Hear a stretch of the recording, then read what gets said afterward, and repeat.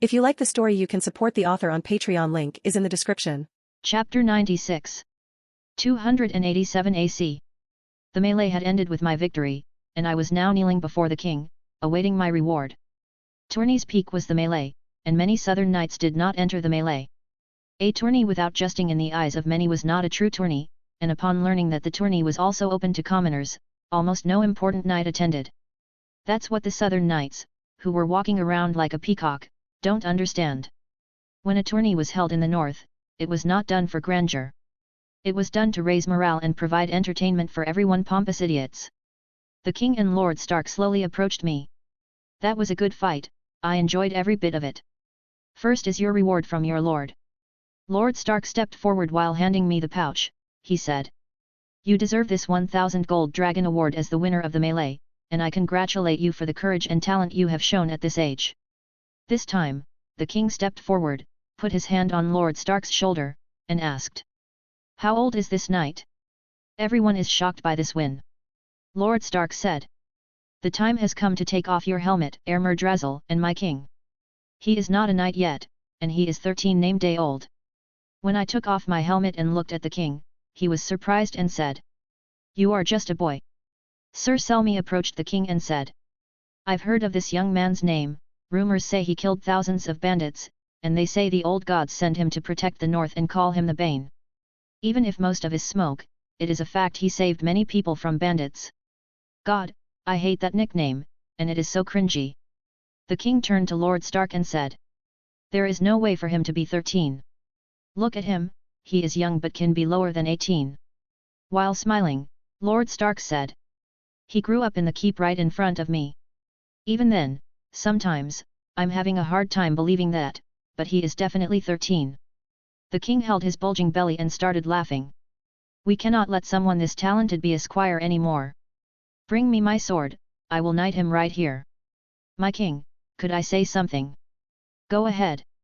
My king, it would be such an honor for me to be knighted by you if you weren't a believer of the Seven. The Seven cannot anoint a northern knight, which would insult my ancestors. Jaime Lannister steps in and grabs his sword. Boy, do you hear what comes out of your mouth? I think you forgot whom you were talking to?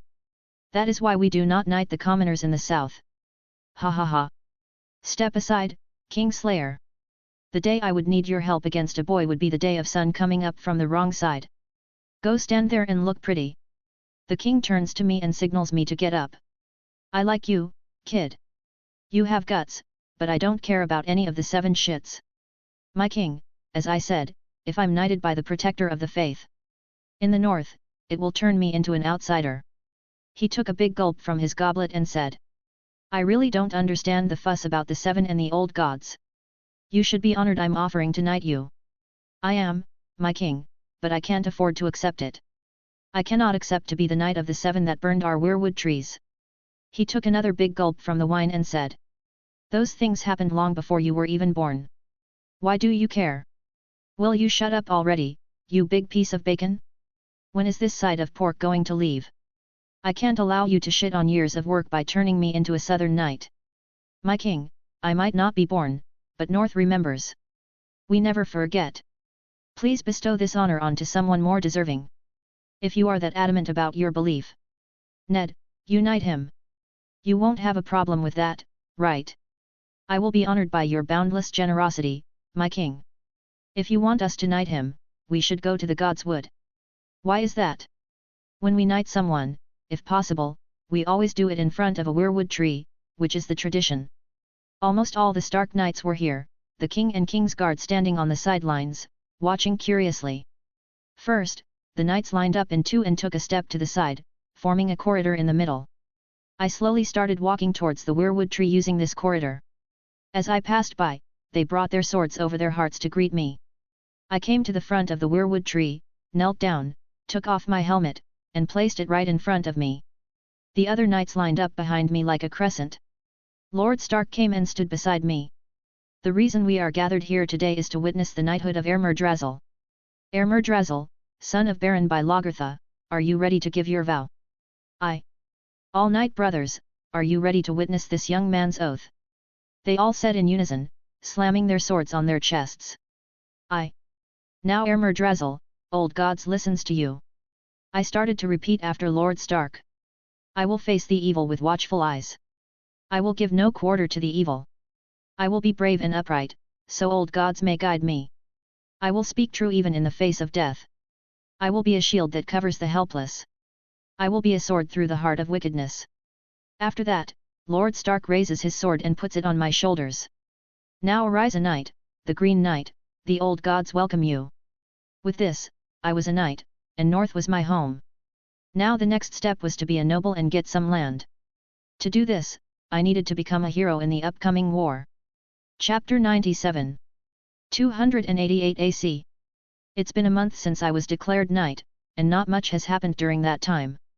We're still waiting for the Ironborns to take action, and our great king, during his stay in Winterfell, toured all the brothels. Then when he got bored, he sent Jonaran to the King's Landing to rule while he set out for Westerlands. Around this time, the raven he sent must be about to reach Casterly Rock. Our good king doesn't want a peaceful rule, he wants a bloody one. Who knew there was still a warrior thirsting for blood in that life full of debauchery? POV Tywin Lannister.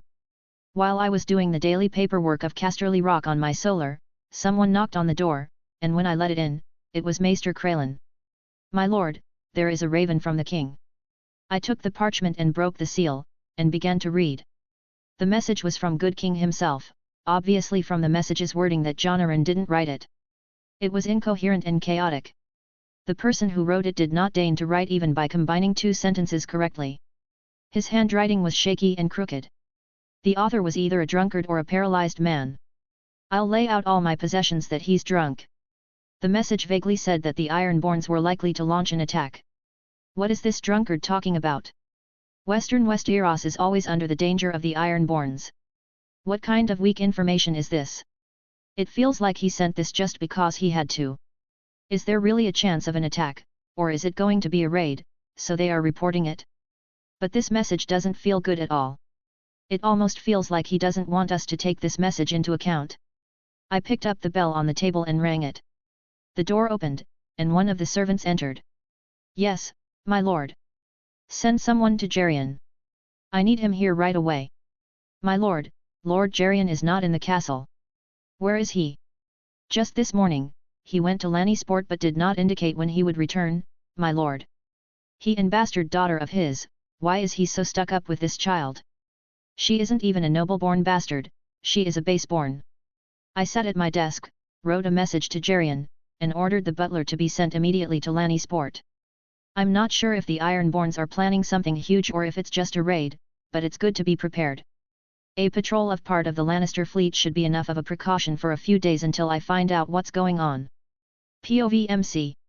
If I were the Ironborns, I would have attacked Westerlands and reach in the next few days.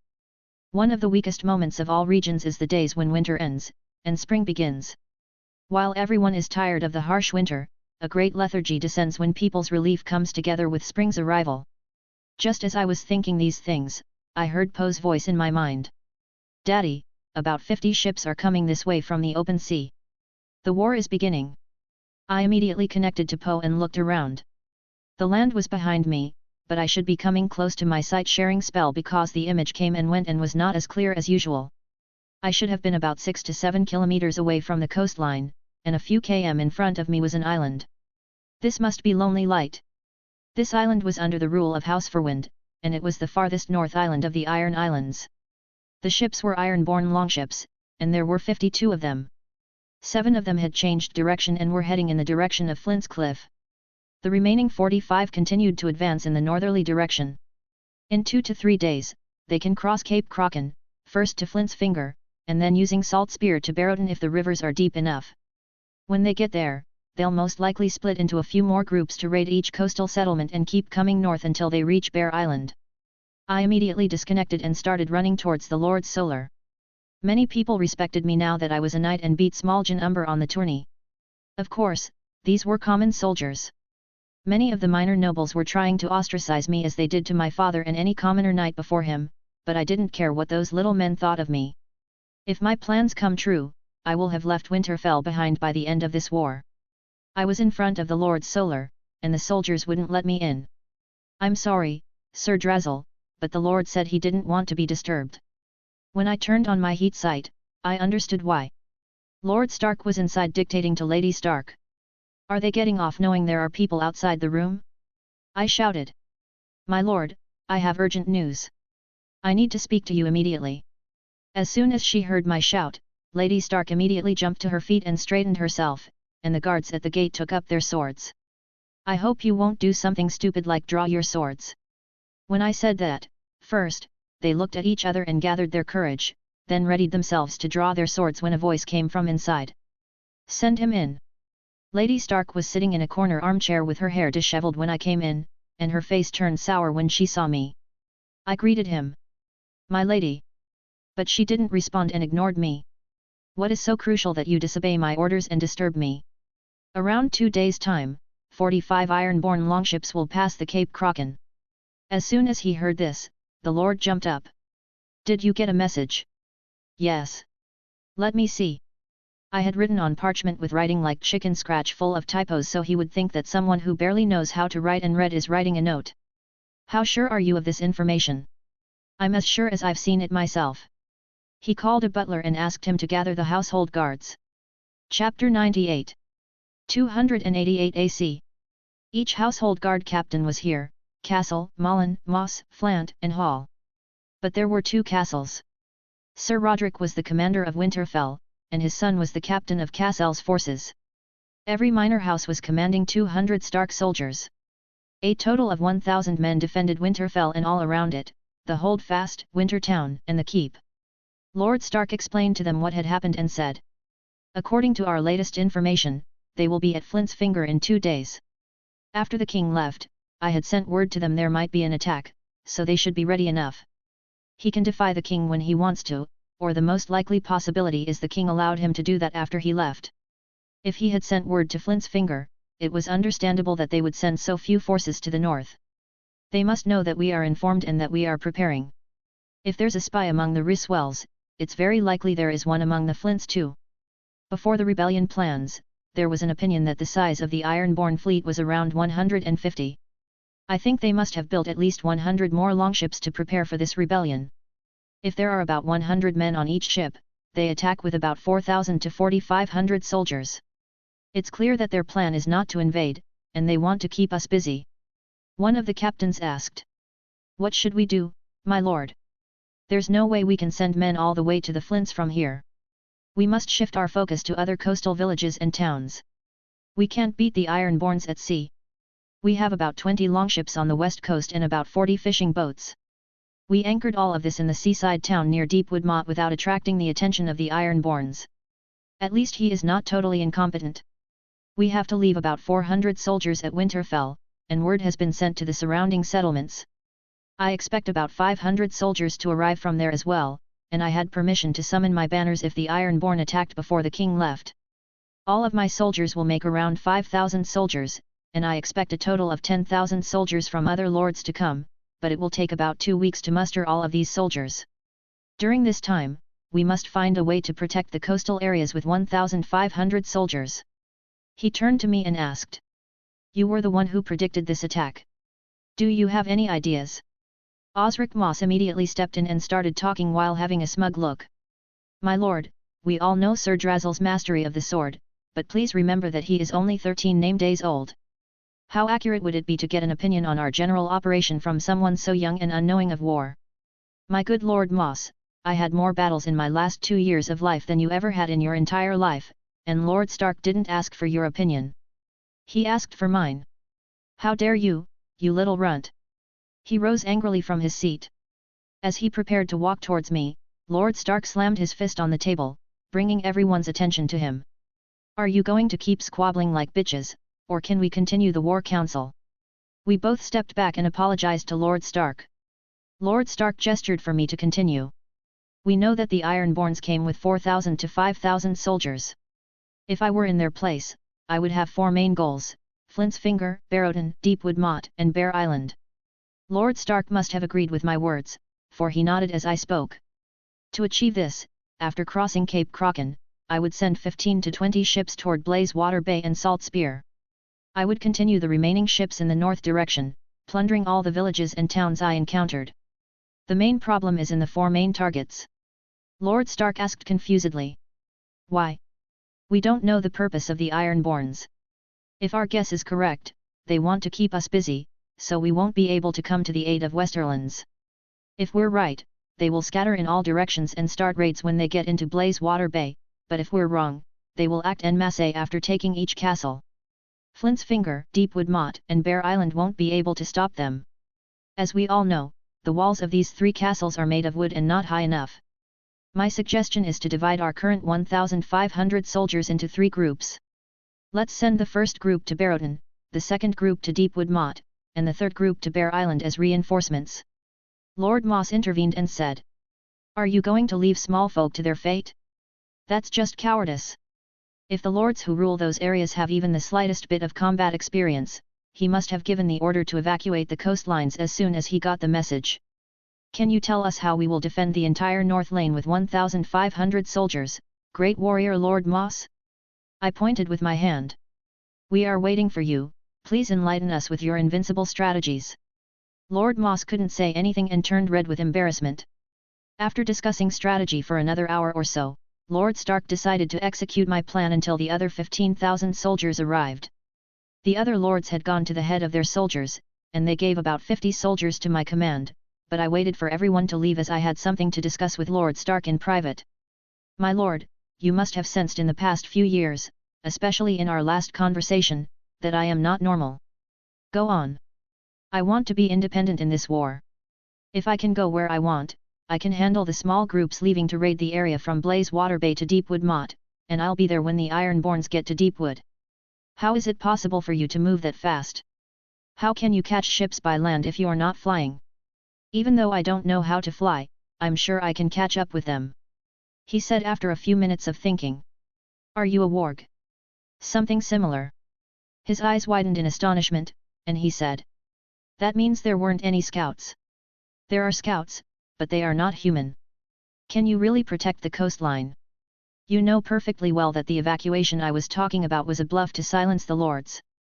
In this tumult, no High Lord will try too hard to save the coastal villages and towns.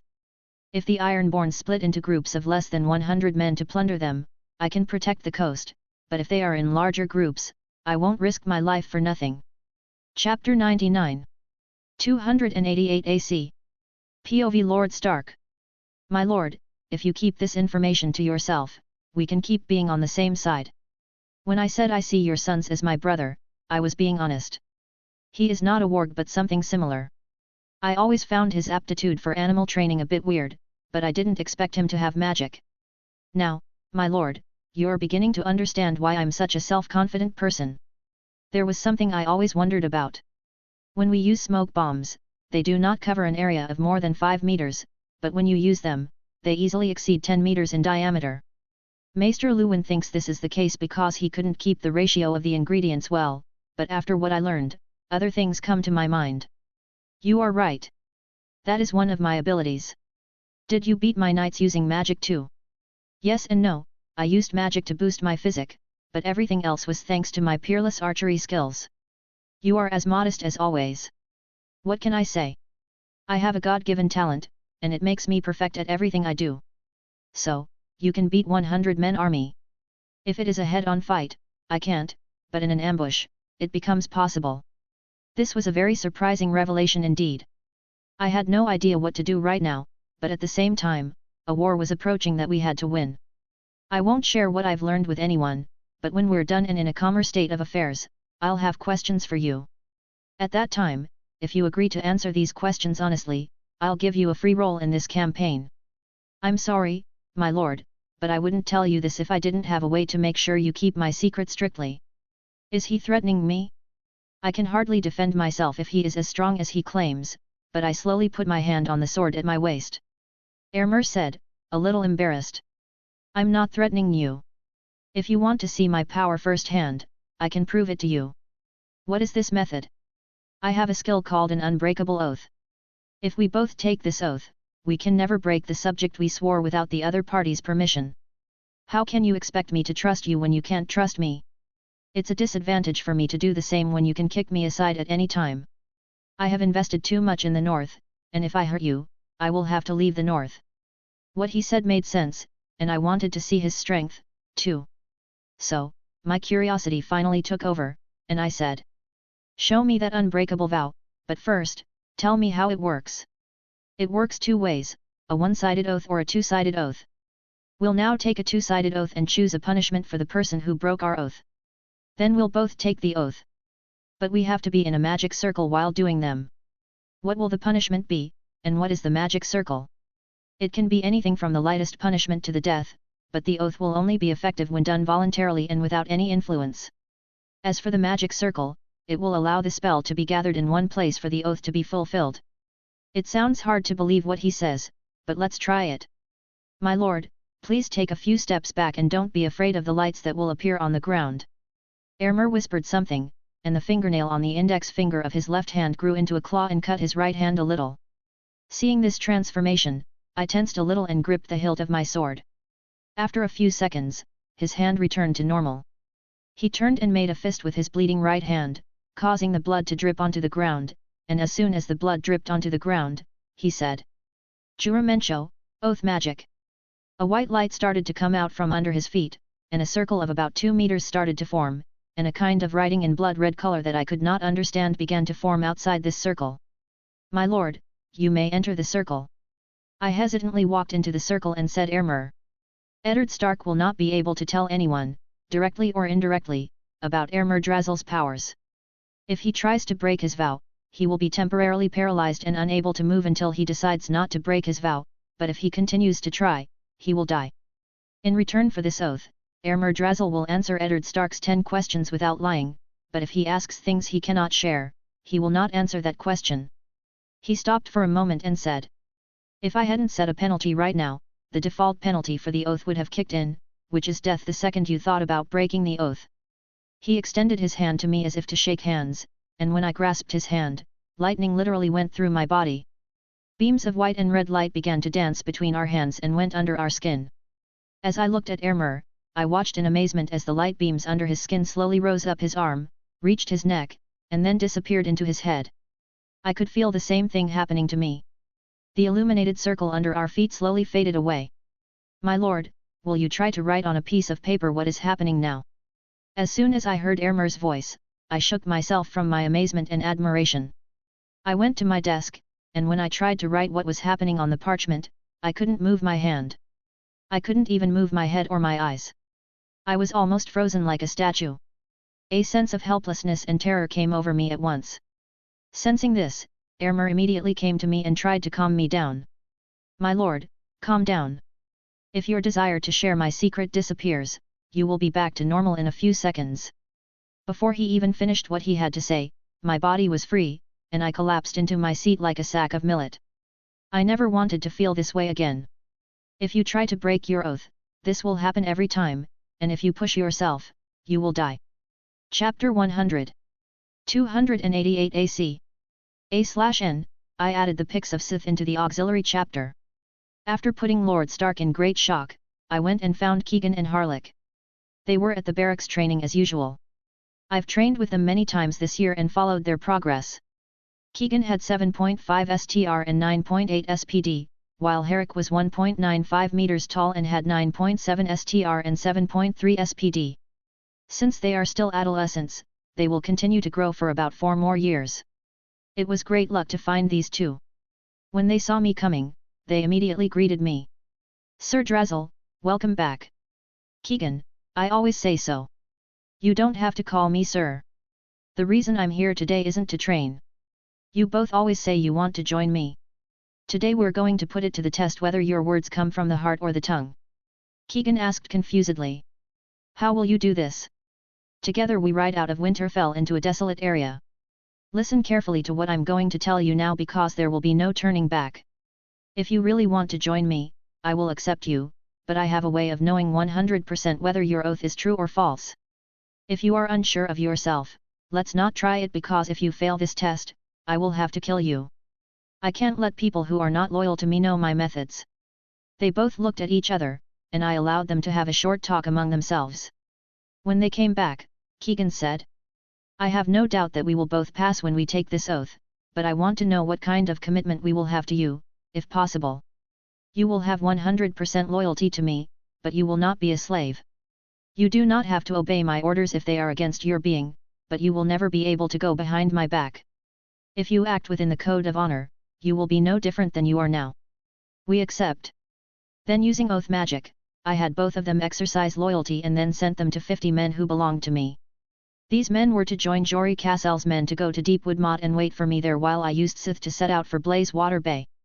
Over the years, Sith surpassed Barriss and Leica in size, reaching about the size of a small horse, and running speed was about 4 times faster than a horse. Because of me and the loads on our side, Sith could move 3 times faster. When I had a special saddle made by Winterfell's saddle maker, the size and shape were very strange, but after giving him the 2 gold dragons, he made a saddle as I wanted without any objections. She was fast like the wind, and thanks to my buffs, her stamina had also increased, and the distance she could travel in a day increased by 3x. Some super breed horses can travel 60 to 80 km per hour, but of course, they have to rest for a day after all this trouble. Sith, on the other hand, can naturally travel a distance between 180 and 250 in a day, and with my stamina buff, I had advanced 750 kilometers in 3 hours and reached the junction of Blazewater Bay and Stony Shore, but because Sith was too tired, she couldn't join the battle. By the time I got here from Winterfell, the Ironborns had crossed Cape Croken and split into 2. 15 ships had begun to lay siege to Flint's Finger, and another 25 continued north. The 5 ships that had finished their work on the side of Flint Cliff were coming 2 days behind. 7 of the ships advancing to the north went close to the coastline and started to leave the group one by one to raid any coastal towns and villages they saw. This was bad news for the public but very good news for me. For the past 2 moons, I have stored arrows using Leica, Barriss and Sith near every village and town on Stony Shore, knowing that the Ironborns will attack in a moon or 2. There are more than 100 arrows near all settlements. Erebus and his murder followed the group raiding Flint's Finger, while Poe followed those heading north. I was now stationed on the hill behind the village, waiting for them as a ship approached the fishing village. There were about 100 soldiers on board, and the distance from where I was from the shore was around 100 meters. The villagers were just waking up as the day had just dawned, unaware of the approaching ship. When it was 500 meters from the shore, I started shooting the bell in the village square with arrows. Hearing the emergency bell, the villagers started to leave their homes and noticed the approaching ship, and they all started to flee in a hurry. Almost all the villagers left the village within 5 minutes and started to flee towards the hills. Just then, the Ironborns reached the shore and began to disembark quickly. While they were getting ready to enter the houses, I shot 4 arrows in a row toward the area where the group was most concentrated and immediately got 4 new arrows. All 4 of my arrows were hit, but only 3 died. My eyes allowed me to see 100 meters distance as if 20 to 30 meters away. The Ironborns, who thought they were ambushed by many because I fired 4 arrows at a time, they lost 20 men in a minute, but they realized where I was and started running toward me. Sith might not have the strength to fight, but she could certainly run faster than a human, even in her heaviest moment. As I cast a Ludogelmio, warding wind, on myself and Sith, their arrows always missed us. I was showing them practically why all the countries in the world trembled before the Mongols. They followed me for 200 meters with some hesitation, but it was obvious that they were a little scared because they saw such a big kitty for the first time, but because I was the only one, they continued to attack without paying attention to those who died next to them. Within 5 minutes, there were only 20 raiders left out of the 100 under the rain of arrows. They had already begun to retreat, but it was too late. I had shot nearly 130 arrows before they could return to their ship, and only 7 managed to escape. Chapter 101. 288 AC. When the remaining handful of Ironborns had retreated, a few of the brave villagers who had been watching us over the hills came slowly towards the village and approached me cautiously. When they got a little too close, Sith turned towards them and roared, and they immediately pulled back a little and called out from a distance. "Who are you, my lord?" "I am Sir Ermerdrazil, a knight of the north. I have come here to protect you from the wrath of the Ironborns for the sake of the old gods. Now my job is done, I have to go and save another village. Old gods be with you, farewell." Sith started running slowly, and I was lost in the woods after a few seconds. Leica was waiting for me there and said, "Master, I want to fight alongside you. I will take care to include you in the battles as soon as I have the opportunity." "Really? Thank you, Master. I want to fight side by side with you." If her face had the ability to smile, I could have sworn Leica was smiling right now. While I let Sith rest for 3 to 4 hours, Laika and I kept running. The next village was about 50 kilometers north, and I didn't want to wait for Sith to rest. Laika's pack was able to catch up with us when we approached the village. Laika's pack of 35 wolves spread around the village. I learned from Poe that the Ironborn ship would be here in about 15 minutes, and I warned the villagers about this. Within 10 minutes, the village was completely empty. Again, I positioned myself in an excellent elevated place to hunt Ironborns like pheasants. When the Ironborns landed, I waited for them to enter the village a bit more and started shooting as I rained arrows. At the same time, Imu, Laika, and her pack started to attack them from the sides. Almost all the arrows I fired hit their targets. As the war got fiercer, Laika began to lose pack members, but up to 30 Ironborns had died, and we had lost 5 of our 35 wolves. Laika was fighting as she did on the training ground, but because her skin was pretty thick, thanks to mana in her body. Even if I didn't give the warding wind buff, the arrows that would hit her body wouldn't hurt her, but if she was shot in the eye, it could be deadly. Her current fur and skin are so thick that someone with a strength below 9 would not be able to injure her with a sword. But the blunt force would still hurt, so she always tried to dodge the strikes while biting arms and legs off. Her bite was the strongest among my familiars, and she was able to break bones and rip an arm off without much effort. Varys had the second strongest bite, and Sith came third, but Sith had another weapon, her claws. They were strong enough to rip low-quality iron armor. She was able to disembowel someone with one swipe, and she could behead a person with one strike too. As for Imu, he was as deadly as them because nobody expected to be struck from underground. Imu moved as if he were swimming underground and came to the feet of the Ironborns, then immediately bit their legs and escaped underground. The bitten person died in pain within 1 to 2 minutes. At the same time, I was raining arrows at them and was using the Abtetes, conjure animals, spell. This one was able to conjure 3 wolves, and they looked no different than regular wolves, but after they died, they would turn into dust. Thanks to this spell, we only lost 6 wolves because I would send the conjured animal to the most dangerous location and pull all the enemy's attention. Since the villagers had withdrawn to the other side of the hill, they weren't able to see the battle, so I could use the wolf as I wanted. After 5 minutes, there was not a single Ironborn left. Laika had taken several hits to her body, but 4 attacks managed to injure her. 2 attacks came from axes, and the other 2 were from spears, though the wounds weren't deep. They were just shallow flesh wounds, but many parts of her body were starting to bruise around the wounds because of the blunt force. I immediately started using Abraclo, Life Bloom, to heal her. After the battle was over, I buried the dead wolves and caught up with the villagers, and after clearly stating who had rescued them, I immediately continued on my way. I was able to ambush the Ironborns 3 more times up to the Sea Dragon Point and kill almost all of them. But realizing what had happened, the Ironborns had sent 2 ships on the 3rd expedition, and we had to fight against 200 men. I lost almost all my wolves in this battle. I couldn't use magic as villagers were watching us, but when I lost the wolves, I withdrew Laika and, using Sith as I did the first time, I hunted them down one by one with the mounted archery until they retreated. Their pride couldn't take it, knowing the fact that there was only one man in front of them, and they didn't want to retreat. Of course, it didn't help much that I insulted them a lot. This way, I killed about 170 of them. Many had seen me lead wolves, and the news that I was a warg would reach many, but I couldn't let them know about my other spells. Not wanting to lose any more men, the Ironborns continued their way to Deepwood Mot without attacking the other 2 fishing villages. At least before the war started, I made them lose close to 600 men. I set out for Deepwood Mot as soon as Sith could run and would have reached it on the morrow. 5 days later, the Ironborns would have arrived. I learned from R.O.B that the group heading toward Salt Spear defeated the Flints and raided the place. Then they continued on their way, plundering the villages and towns by the river. Barrowden reinforcement would be there around in a week, and looking at the Ironborns' speed, they would be there around that time too. The main Stark army was still mustering at Winterfell. Lord Stark had sent 2,000 reinforcement to the Deepwood Mot, but everything would be over by the time they arrived. Glovers had managed to muster 200 men in a week, and they only had 100 men at the ready. It was such a negligent on the part of Lord Glover. He might not be at the coast, but there is only a 30 kilometers distance between the coast and Deepwood Mot.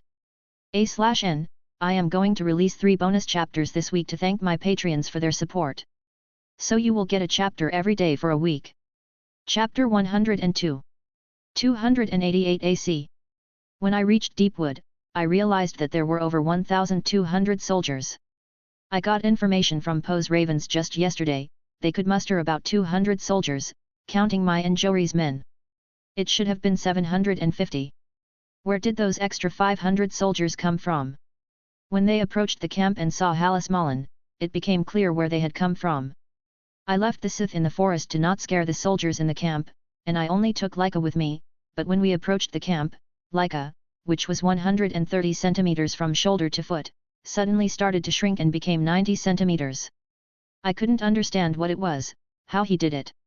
Laika, what is going on? How did you do that? I've shrunk, Master. I can see that what I'm asking you is when and how did you learn to do this? We all wanted to be by your side when you left us in the woods and wouldn't let us into the city because we were too big. That's why we always thought we wished we knew how to be smaller and. He started counting in a whisper in her mind, but I could still hear her. We started learning to shrink a little bit 9 months ago. Before, I could only shrink a little bit, and now I can shrink this much. Laika was now the size of a normal husky, but something suddenly struck me. What a minute, did you just say we? What do you mean by we? Proudly poked her nose in the air and said. We've all learned to shrink, but Poe can shrink the most. Poe can get as small as a crow.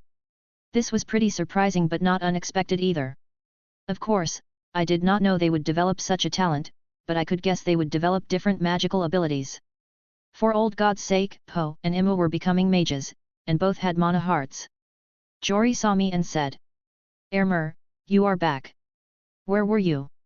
On Lord Stark's orders, I acted independently of you and defended the coastline against raids. That is why I came here 1 week late. Why is Mullen here? Wasn't he ordered to go help in defense of Bear Island? Yes, it was at first, but when he came to cross from here to Bear Island, Lord Glover sent a message to Lord Stark saying that here is the main target of the Ironborns and that 700 men cannot defend this place. So, Lord Stark sent new orders, and he ordered Mullen to help in defense of Deepwood. He looked left and right, and when he decided that no one was listening, he continued speaking. I think Lord Glover twisted the truth a little bit and exaggerated the situation here to Lord Stark. Let's go see Lord Glover, raiders are going to be here with the first light on the morrow. Lord Glover and his commander Broden Hoare, right after us, Hallis, came into the room. Jory introduced us all to Lord Glover. Lord Glover said. Yes, I know who Ermer is, champion of Winterfell melee. I always wanted someone to take those umbers down a few pegs in fights, and they always acted like they were above us as lords. Ah, so perfect, a lord with an inferiority complex as commander-in-chief. This is a recipe for disaster. This kind of man never accepts a good idea from their subordinates, and even if that idea is better than theirs, they would rather be threatened and jealous of the subordinates. He doesn't have the guts to stand up to them but holds a grudge, in short, he is a petty man. I said. My lord, the Ironborns are no longer around 5,000. About 1,500 of them went in the direction of Salt Spear, and 500 to 700 of them are 5 days behind. The number of those who can attack right now is around 2,500. According to your numbers, there are about 500 deficits. What happened to them? Before I came here, I killed as many as 600 Ironborns trying to raid coastal villages and towns. Everyone had a look of surprise on their faces that they didn't want to believe. Boy, this is not a place you can make wild claims and joke around if you can't be serious. Leave the room. I took out the order Lord Stark gave me the authority to act independently and showed it to everyone. My lord, as you can see at Lord Stark's command, I am an independently moving force. Do you think Lord Stark would have given such authority to a vulgar and incompetent person? It was clear from his sour face that he now saw me as a threat to his authority, and his inferiority complex had stepped in. Galbart Glover. My name is not Boy, it is Sir Ermer Drazzle or Sir Drazzle to you. If you continue to disrespect me, I have no choice but to declare a duel to claim my honor. My good lord, even though you are this close to the west coast, it's obvious to me how adept you are to lead this battle since you don't even have 300 soldiers on hand in case of a possible Ironborn raid because it would be too expensive upkeep. Broden Hoare started walking towards me and drew his sword. How dare you talk to Lord Glover like that, you common rat! I activated the speed and strength buffs as soon as he started walking toward me. Activating these buffs was like a reflex for me now. I locked Broden's sword in my parrying dagger and placed my left elbow under his chin like an uppercut. Unable to understand what had happened, Broden began to stumble, and at that moment, I placed a good fist on his temple with my gauntlet hand, and he collapsed to the ground like a sack of potatoes. I sheathed the dagger in my hand, and Glover was waiting, clutching his sword, with some fear and some anger. "My good Lord Glover, please don't make the grave mistake of pulling your sword. I'm like a Myrish mirror, and I reflect what you show me. If you show respect, you get respect in return." Chapter 103. 288 AC. It was clear from his face that he was thinking about whether or not to draw his sword. Then, Jory intervened and said, "My lord, Sir Drazzle might have common origins, but he is a knight, and it is a fact you and your man disrespected him, and he even pulled his sword. Sir Drazzle could have killed him if he wanted to, but he only knocked him out. Please, let's not prolong this unpleasantness any longer." As for Sir Drazzle's words, Lord Stark indeed ordered him to act on his own, and this order raises him to the level where he can ask questions to you in the chain of command during the time of war. It was obvious that he didn't like what was being said, but for the moment, there was nothing he could do about it. I've always been on good terms with Jory, and Mullen was quiet. Glover might be a high noble, but we are Stark men, so we don't fight when we are outside and always show a united front. Glover, too, remained silent, knowing that if he delved further into the matter, he would turn Stark men against himself. So, I continued. "If you asked for so much more men, do you intend to make a counterattack?" "My lord," I added at the end of my sentence after a short break and did a sarcastic bow. I could see his face was twitching. I held myself really hard not to laugh, and he said, "Are you crazy? Why would I want to do a counterattack against a force that is 2 times our size? Then why do you need the 500 needed for Bear Island's defense? Which one is easier, defending with 700 men or 1,200 men? And with so many soldiers here, it would be ridiculous for them to leave their backs open and attack dirt poor Bear Island. You are making too many assumptions. How do you know Ironborn wants to raid for loot? This time is different, and this is not a raid but a rebellion. All they have to do is leave 4 or 5 ships in the strait between the island and the coast. Then we won't be able to help them in time. He is nothing but a selfish asshole. How do you know so much about the enemy's movement? I have my ways, and that is why Lord Stark gave me this much leeway. If you need to know, Lord Stark will tell you. If we shell up like turtles, the raiders would change target and go for Bear Island, and we can't forget the enemy reinforcement coming 2 days before ours if we do not take care of them. 5 ships coming from behind will go to Bear Island while we are under siege." I looked at the map that was laid on top of the table. Deepwood Mot was on top of a big hill. Southwest, south, and southeast directions were covered with wolf's wood.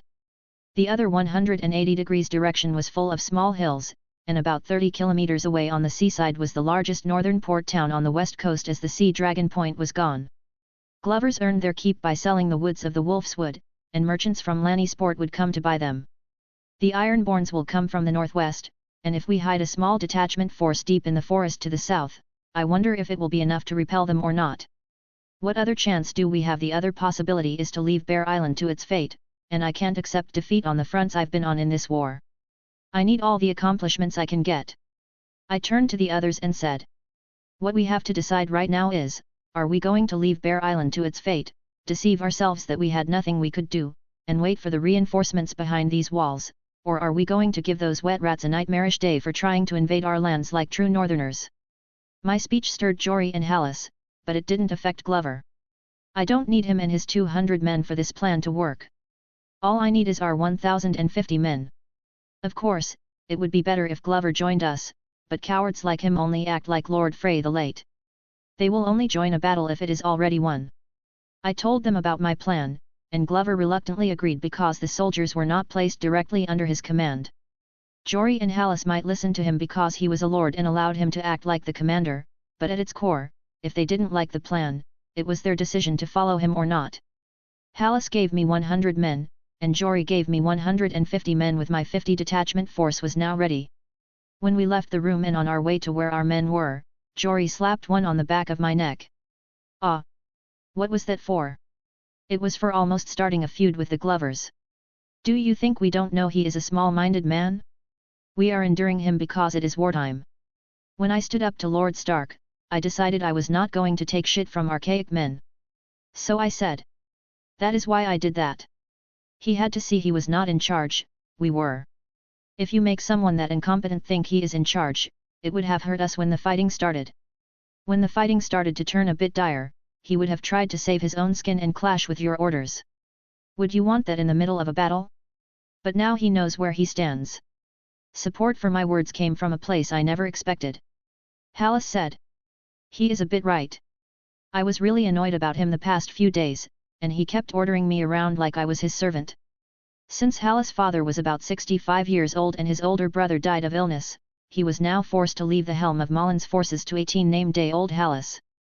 We continued discussing our battle plans on the way to our camp. Chapter 104. 288 AC. When we entered the camp of our soldiers, we had already decided who would do what. Jory would command the city's defense, and Hallis would command the vanguard when we started the attack. I was going to lead the detachment force and attack the Ironborns from behind. Hallis had turned into a mighty warrior, and there was no trace of his old snooty demeanor. He had 8.8 STR and 7.3 SPD. As for Jory, he was a bit stronger than him. He had 9.2 STR and 8.3 SPD. How come you didn't want to tell Glover that you knew so much about Ironborns? Could you share it with us? Asked Jory. Rumors about this will start to spread anyway. I didn't want to say it there because I didn't trust Glover and his men. I'm a warg. I saw their forces with my own eyes. You mean you can control animals like the people in stories? If you don't want to say it, don't say it. Why are you making up stories? A deep sigh. Come with me. I have to show it to the guys who are going to fight with me on the morrow anyway, so you will see it too.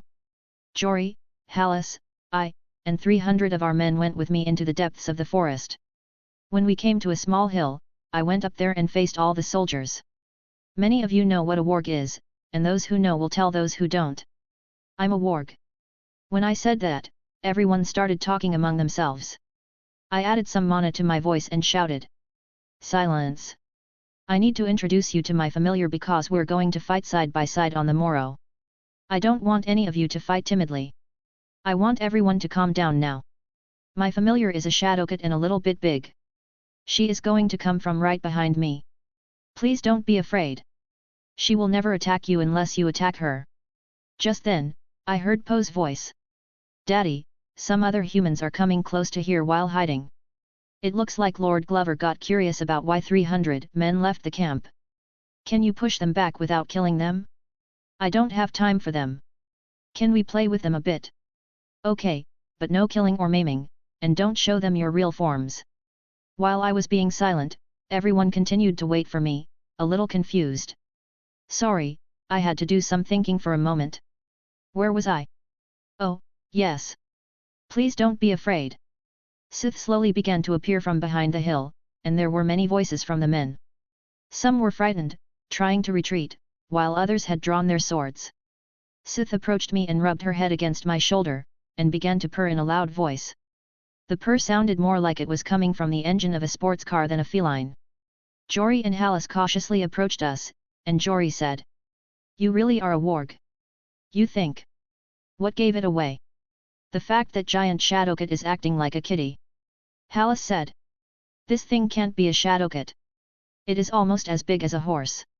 You are the thing, you idiot human. Master, can I eat him? No. You cannot eat him. Hallis suddenly jumped up in fright, using Jory as a shield. He said. Who is going to eat who? I wouldn't taste good. Eat him, he is all meat. I have too much fat. Jory turned to him and bonged him in the head. He said it wouldn't attack if we didn't anger it. Ermer, can you understand it? Yes, but not like how we are talking. They can say basic things like enemy, eat, friend, attack, defend, etc. But they can't talk like a human. Master, why do I have to act like a dumb animal? I don't want to. Sith, I told you guys before. A smart man never shows everything he can do. You have to leave an ace up your sleeve. Then Laika said. But Master Sith and I don't have sleeves. I hold myself really hard not to laugh. My familiars are getting smarter every day, but sometimes they have a hard time understanding the idioms. It is an idiom, it means something to use as an advantage. Yee, that makes sense. As I stroked Laika and Sith's heads, Jory asked. Is this one a familiar too? Yes, it is a juvenile wolf. At that moment, Hallis pointed at Sith and asked. Is that a saddle on its back? Yes, I don't use a horse. They are too slow compared to Sith. How fast is she? 2 times faster than a horse. After a long session of interrogation, I took my men to the deep of the forest. Jory and Hallis turned back and said I left for Bear Island. The reason for this mummery was that I think there is a good chance of a traitor among Glover's retainers. At the same time, I told Poe not to allow any kind of animal to leave or enter the castle in case they try to communicate. As I suspected, a raven was sent in the direction of the coast. We had left the castle from the northeast direction, so we marched while drawing a wide arc and ended up at the southwest edge of the forest. Poe caught the bird without hurting it. The message was concise, talking about everything from 300 soldiers leaving to aid Bear Island and only 900 remaining, the Stark reinforcement arriving in close to a week. But there was one piece of information exposing the traitor's identity. According to the message, since he was stationed at the western gate, he said he would give the order to open the gate when the war started and lead the soldiers to attack. After learning that a better plan was forming in my mind, we are going to use this against them. I set the raven free and put a tail on it to see where it would go. I sent Poe with a letter to Jory, telling him about the traitor but told him not to do anything about it. Chapter 105. 288 AC. When I started this war, I decided not to show anyone my magical powers, but every day I spent fighting, I realized that I alone could not stop so many people without magic. Even if I am fit enough, my impact will be greatly diminished if they act indifferently to me. But if I use at least a few familiar spells that don't look like magic, both my share of shock during the war will increase, and the probability of other soldiers listening to me will increase. If I hadn't declared I was a warg, Jory probably wouldn't have listened to me because being a warg meant that I knew things about the enemy's movement and plans that they didn't. Knowing that I was a warg began to bring another unexpected plus among the soldiers. Standing up against the 7 at Winterfell, my mastery of the sword and bow, and the knowledge that I was a warg on top of it, caused the soldiers to give me a new name. Most of them were calling me Sword of the Old Gods. Following the raven, Poe finally watched it pass the Ironborn army and enter an abandoned windmill on the shore and perch there, and immediately one of the 3 men waiting on the waterfront came in and read the message on the raven and immediately mounted his horse and set off to catch up with the moving Ironborn force. When he reached the army, he gave the message to the big man under a banner of a scourge of nettles, red and black, on white. Since I didn't remember to whom this coat of arms belonged, I used Authenticate, and all of a sudden, the information about this crest flooded into my mind. House Tawny of Orkmont is a noble house from the Iron Islands, one of the strongest sworn to pike. But this man can't be Balone Tawny, and their force can't be this few. As far as I heard, he is someone around 40 name day, but this man was young, around 20 name day old. He must be his son or his relative. The Ironborn forces were resting around a 5 kilometers distance from Deepwood Mot.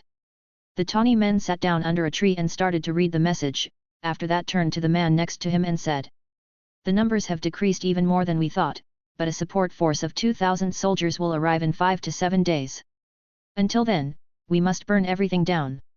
Darren, are you sure we can trust this man? Brodenhor would sell his own mother if it would bring him 200 gold dragons. Are you really going to give him that much gold?" "Of course, I'm. If I don't, we can't use this tactic again. But after his payment, he is going to have an unforeseen problem of running into a bandit group and dying." I explained our plan for tomorrow to Jory, and he accepted with some modifications. After Jory pointed out many weak points in my plan, I realized I still had many things to learn, and you can't become a general just because you are a history buff. My father was a farmer when I was on Earth, so I had grown on a farm. At a farm after 5 p.m., usually, you don't have anything to do, so the History Channel and books were my only friends in the evenings. The first light of day had begun to break through the hills and forest to the east and hit the Deepwood Mot. The sounds of commotion and panic rose above the wooden walls, and everyone rushed to position themselves on the walls as Ironborn forces were beginning to be clearly visible to the north. There seemed to be around 2,600 to 2,800 men. Ironborns also carried 25 to 30 ladders over 10 meters long. Since Deepwood Mot's walls aren't higher than 10 meters, these ladders will work well to overcome the walls. POV Darren Tawny. Our soldiers were hardly experienced in siege and city conquest, so many of them had no idea what to do. We usually make quick looting attacks and retreat, but our task today was not to loot but to inflict as much damage as we could. One of my commanders came to me and said, "My lord, should we signal Broden so he will open the doors?" "Are you stupid? Why would we waste our trump card at such a useless moment? If we use Broden now, we can get him to open the door, but only Broden and his direct soldiers are only on our side, so at most, 50 soldiers. All northern troops will be heading towards the west gate. Yes, we can overrun them since the gate is open, but we will needlessly lose a lot of soldiers as a result." I put my helm at the table and sat down. We are not making a last stand, so we don't have to force it so much. All we have to do is be done with this before their reinforcement comes. Then what should we do, my lord?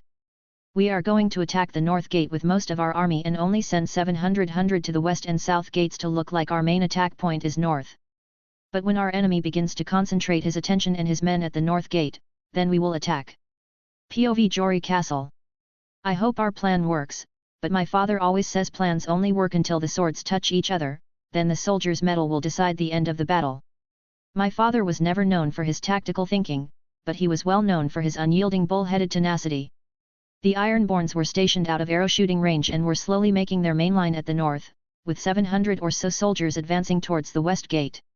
Are they going to use Broden right away? But half of these 700 soldiers were stationed at the west gate, and the other half continued to the south gate. At that moment, I understood what they were trying to do, and they acted as if the main point of attack was the north. If I hadn't known their original plans, I would have definitely fallen into this trap and massed most of our soldiers to the north gate. But thanks to Ermer's scouting and familiars, we learned that there is both a spy in our midst and what their estimated attack plan is. Chapter 106. 288 AC. The Ironborns began to attack, holding the shield in one hand and the ladder in the other. Stark soldiers on the wall were pelting them with arrows. We waited in the forest for about a kilometer away, and I watched the battle using Poe. Tawny was using about 1,000 men to make it look like he was making a real attack. On the other hand, Jory began to line up all the soldiers on the walls at the north gate, as we agreed, to look as if he had fallen into Tawny's trap. Seeing this, Tawny also led the remaining 1,000 of his men to attack, but the soldiers who could go up the stairs against the wall under the rain of arrows were having a tough fight since almost all the Stark soldiers were at the north gate. They had a hard time gaining a foothold. Darren Tawny had lost about 100 soldiers since the start of the attack but was slowly moving his troops toward the west gate. To someone who does not know his plan, this will seem normal. But Darren didn't know that an accidental arrow had already killed Broden and another person had taken his place in command. Who would have thought that if Stark soldiers pushed someone unprotected in front of the wall in the turmoil of battle, the enemy archers would open fire on that person? After the battle, we should punish those careless Stark soldiers who pushed their commanding officer to the line of fire. Because Broden thought he was safe, he placed almost all his loyal soldiers around the gate. He thought it would be easier to open it. At the side of the west gate, another change Ironborn didn't know was happening.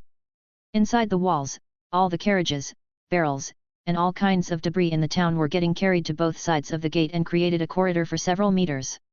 Soldiers had begun to be deployed on both sides, and at the end of this corridor, fewer soldiers were on the north side because the soldiers who were supposed to fill there were still defending the northern walls.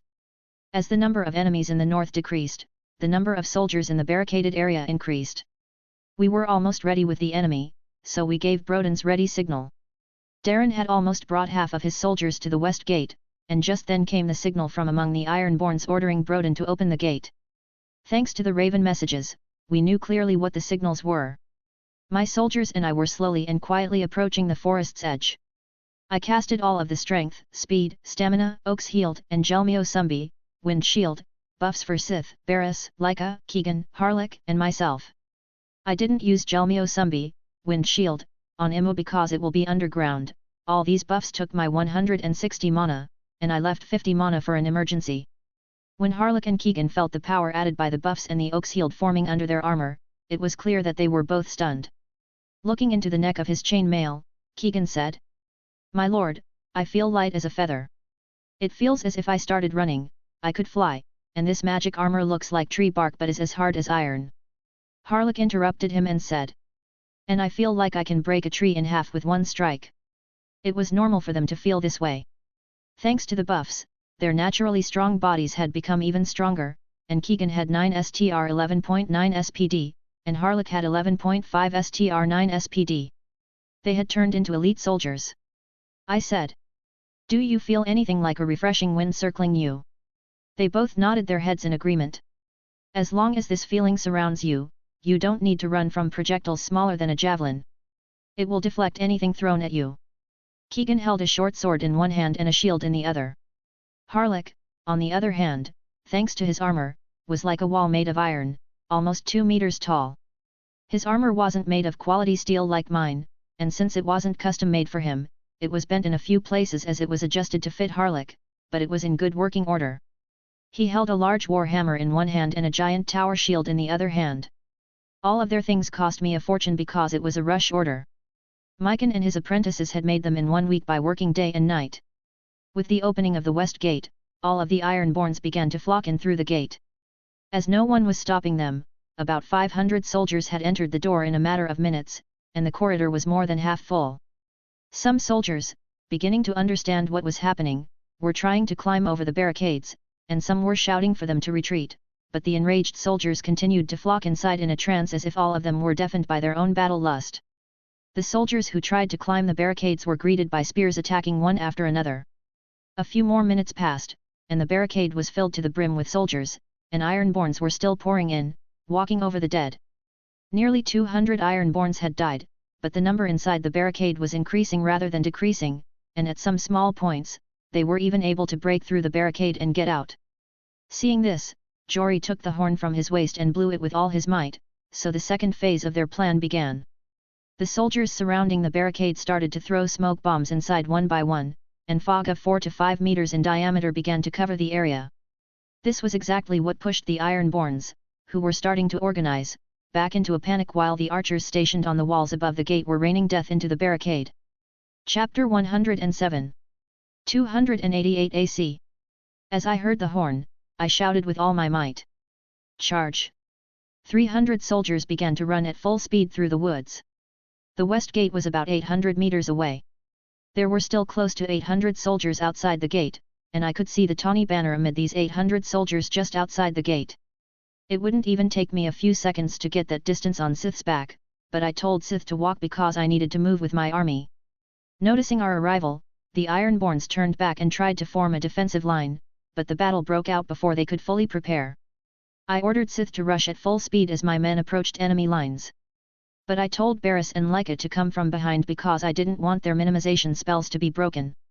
If they lose themselves in the fight, they might lose control of the minimization spell, and I didn't want to show that all my familiars are huge. As Sith jumped into enemy lines, I threw my large smoke bomb right into the middle of the Ironborn soldiers and cast the Sambrar, Fog Cloud, spell. About 20 meters of fog started to spread out of nowhere, but I aimed further back rather than close to us, or it would have started to interfere with my soldiers while they were fighting. The Ironborn soldiers, which were beginning to lose their sight, were breaking their lines, and it was clear that Tawny was shouting orders, but none of the soldiers had heard him out of panic. Seeing Sith, the soldiers retreated in fear. I sent some mana towards Sith, and using that mana, a huge roar shook everyone to their bones. She was killing people, left and right. With every swipe of her claws, guts, and heads were falling onto the ground. The Ironborns were attacking with spears and swords, but the mana surging through her body prevented them from hurting her. It still does some blunt force damage, but it is nothing more than some bruises. In this fight, I wasn't very effective at the fight. Don't get me wrong. To the Ironborn, I might have looked like a reaper, but because of my sword, I wasn't able to reach the enemy with good range. I need to arrange a weapon to use when I am mounted as soon as possible. Barris and Leica were busy breaking arms and legs with every bite in the rear lines. On the other hand, Immo was slithering under the ground, biting everyone one by one. Until he ran out of mana and venom, I think he bit around 100 soldiers. POV darn Tawny. Everything was going well. At least, I thought so. We landed with no problem and marched to the castle. Our spy had fulfilled his mission and provided us with important information, and when the war started, he would open the gate under our command at the most crucial moment and enable us to burn the city down. The war started just as we expected. At first, we started to lose a little more, but as we approached the walls, we pulled the soldiers to the north walls as planned and started to slide towards the west gate slowly. Our spy signaled that he was ready, and we signaled him to open the doors when everything was ready. The signal was given, and the doors opened as we expected, but everything started going wrong from then on. The Northerners had created a complete death corridor inside the gate, but 800 to 1,000 soldiers had already entered by the time we realized it. Although orders to retreat were given, the men behind could not retreat because, at this very moment, another force attacked from behind us. All of a sudden, it started to fog, and it was impossible to understand what was what. I could only see the horse-sized Shadowcat and the man on top of it, tearing my men apart. This man was advancing towards me like an unstoppable force with his soldiers. Although we rained arrows from the rear, not one of them was even touching this man and the two people next to him. Just a few meters beside him, a giant made out of iron was gorging my men from one direction to the other like a bull. Every swing of his hammer was a life lost for our side. Smoke and two monsters in front of us had pushed the soldiers into complete chaos, no one was listening to orders anymore, and some of them even started to run away. Shadowcat was fast approaching me, and I would rather die here than return in disgrace. I turned my horse and met this man's 300 soldiers, with the 600 or so remaining with me. We were about to clash with this man when flames began to rise behind us, and the barricades were on fire. Flames and rising smoke terrorized my soldiers inside the barricade. They started pushing each other towards the gate, crushing each other to get out of the fire and smoke. This caused my men, who were forming a defensive line, to be pushed, and our line was completely smashed. Just then, Shadowcat shook our bones with an incredible roar. Most men threw their weapons and started to flee, and suddenly the big cat charged at me, finding a clearing between the soldiers.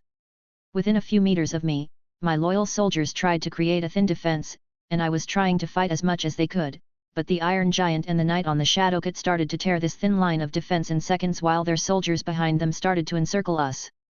The last thing I saw was the approaching Knight leaping from his mount towards me and thrusting his sword right into my chest. POVMC. With the lead of Sith, we were able to penetrate into the enemy line almost all the way to the castle gates. Harlock must be given his due too. With a height of 2 meters and full plate armor on it, he fell on the enemies like a nightmare. Thanks to my buffs, he plunged into enemies with an endless supply of stamina and almost superhuman strength. Then he even tried to keep up with Sith and pretty much succeeded.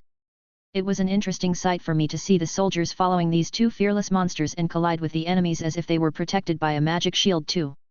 Keegan was a death god too, but he wasn't as effective as those two because he was missing one big key component. He didn't have a fear factor. That is why he didn't have a giant impact like those two. I realized today that soldiers were simple creatures. They would blatantly go to death without fear if they believed their generals were invincible. Chapter 108. Many of the Ironborns dispersed like chicks that had seen a fox. About 1,000 soldiers were scattered into the forest. Now it was time for Barris, Lyca, and Poe to shine. They started to enter the forest after the soldiers, and they took their packs with them and then dispersed into the forest. All three dispelled the minimization spell on them and started killing the soldiers along with their packs. If the 1,000 fleeing soldiers gathered and formed a defense, as many as 45 wolves, 20 dogs, and 45 ravens would not be able to do any actual harm to them, but when the fear caused by the rooting of the army and the sight of a giant dog and a wolf, whose bodies looked like trees combined, caused all their logic and thinking to left their heads. What remained in their minds was fear and terror.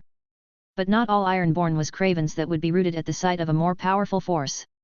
Some of them were zealots of the drowned god, and they would rather die than run away. Those zealots started chanting, "What is dead may never die," as they continued to fight. They were fighting to the death and started to push the defense line. Sith and Harlock descended upon them like the manifestations of death, and you could see the fear on their face, but they were not running. Harlock, Keegan, and I were beginning to get tired, and Sith wasn't as tired as us since she is a big animal, but the damage started to accumulate on her. I could feel her sore body. After killing Darren Tawny, I pulled my parrying dagger and started to kill any that came close to me. Our assault had slowed down because our men were beginning to get tired, but at this moment, the fires inside the gate had stopped burning, and Jory, together with Hugo, started their assault from the other side. We had 50 knights with us, so they mounted their horses and came out of the north gate, then they, too, charged at the enemy from every side. The Ironborns really fought like crazy, but their resistance was useless as they fought leaderless and in chaos. Of course, the fact that they were surrounded from all sides also affected this. The battle went on for another hour, and at last, all the Ironborns were dead. About 2 hours later, news came from Po and reported that of the 1,000 soldiers who had escaped, only 200 had reached their ship, and another 200 of them ran back to Deepwood Mot, and then we imprisoned them. But I could sense that Po was not giving up yet. Po was gaining height and diving toward the ship, using the wind bomb spell. When she applied this spell 3 more times to the same spot on the ship split in 2 in the open sea. She did the same to the other ship. The cries of pain and fear of men sinking in the middle of the sea came to Po's ears. On the other hand, she was waiting for congratulations from her father like a little girl waiting for a well done. My little girl was turning into a full-fledged psycho. A father could not be prouder, and of course, I congratulated her on a job well done. The rest of the day was spent with the arrangement of the place, and the job of sending the 200 captured soldiers to Winterfell was left, and Hugo Moss was assigned to this task with about 300 soldiers. They set off the next day without any problems, but just then, Po made contact again. "Daddy, 5 ships in the open sea have changed direction and are heading towards the other island." That was bad news. The army here had no chance of arriving at Bear Island before those 5 ships. It would take about 2 to 3 days for this army to reach Bear Island, and those ships would have reached there in less than a day. There was no way Sir Drazzle could get there in such a short time, but Druid Emrys could.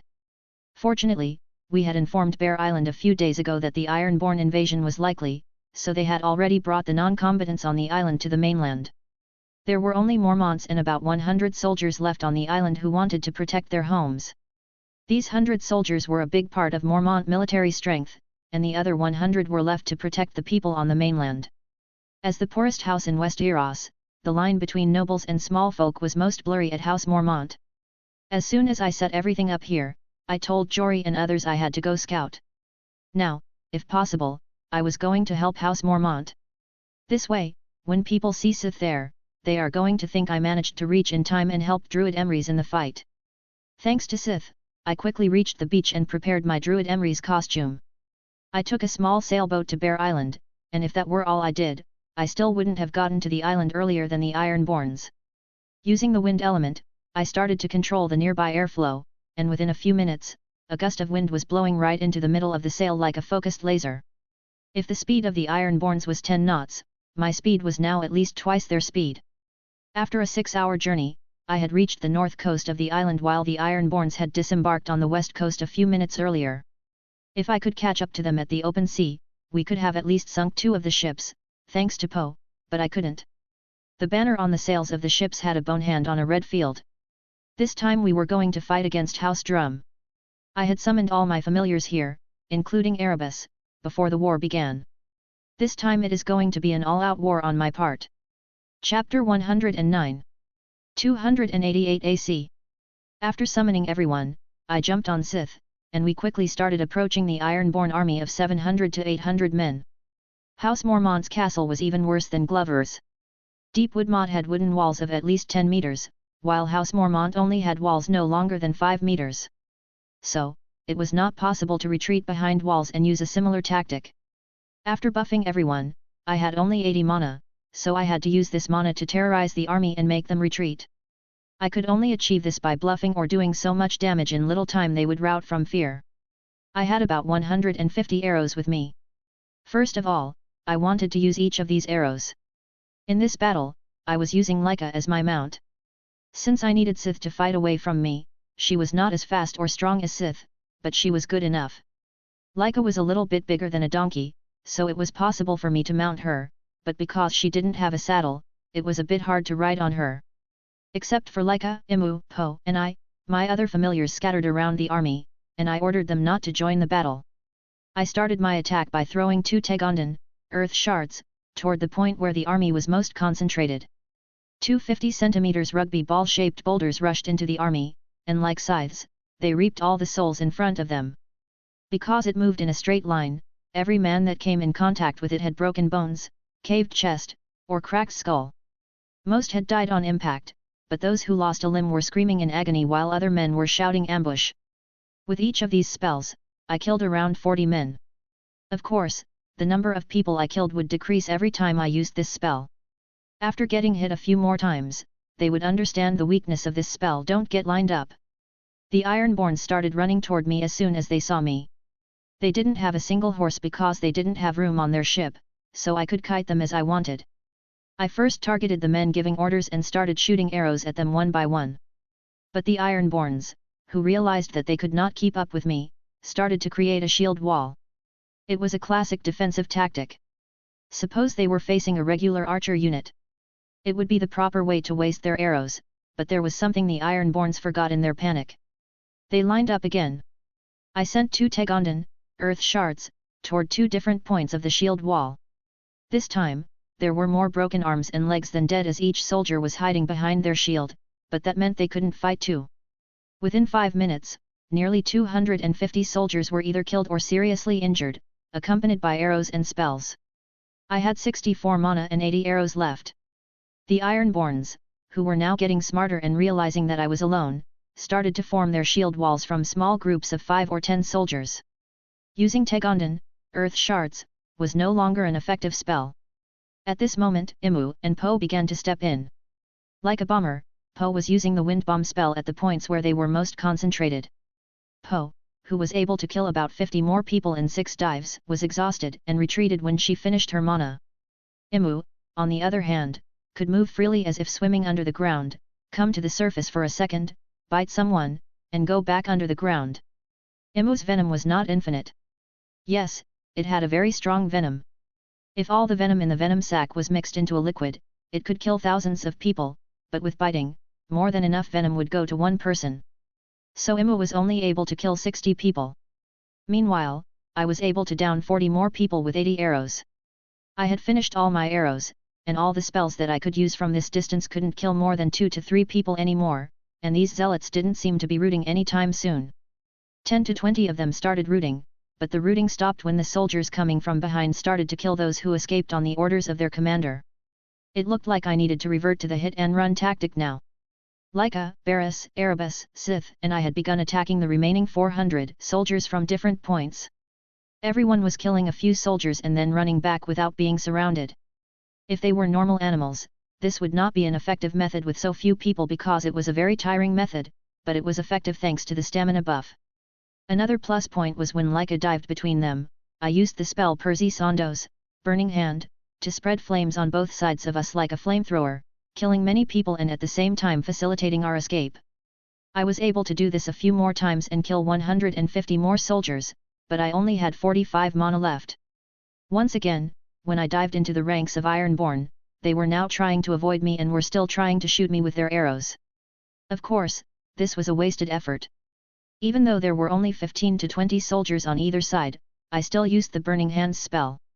The flames in the form of a cone with a diameter of 5 meters began to engulf the men, and painful screams were heard. The soldiers who remained hearing these screams and massacres were now slowly starting to break down, and even the zealot soldiers weren't able to keep the others in line. At that moment, a man completely covered in armor came out of the flames and struck Lyca from the side with his red shield with a bone hand on it. I couldn't hold on to Lyca because of the lack of saddle due to the impact of this blow, and I fell to the ground. I don't think I could hold on even with a saddle because it was an attack that caught me completely off guard because these flames were not campfire flames. It was a level 2 spell that could turn a normal human into coal.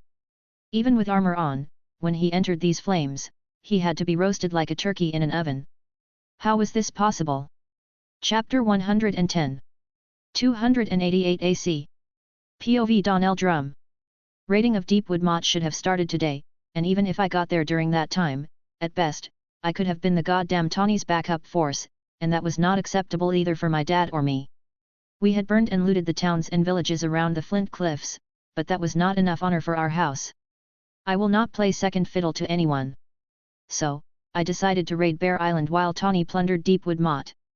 We had landed without incident and were heading towards the castle of House Mormont, and all of a sudden, all hell broke loose. Huge boulders were coming down between us from the top of the hill and killing my men. I thought an army ambushed us for a moment, but as the battle progressed, I realized that we were only fighting against one person. I couldn't believe that this old man who had been riding a wolf had magical powers. Seeing this, some of my men wanted to flee, and I was able to regain control by executing those who escaped.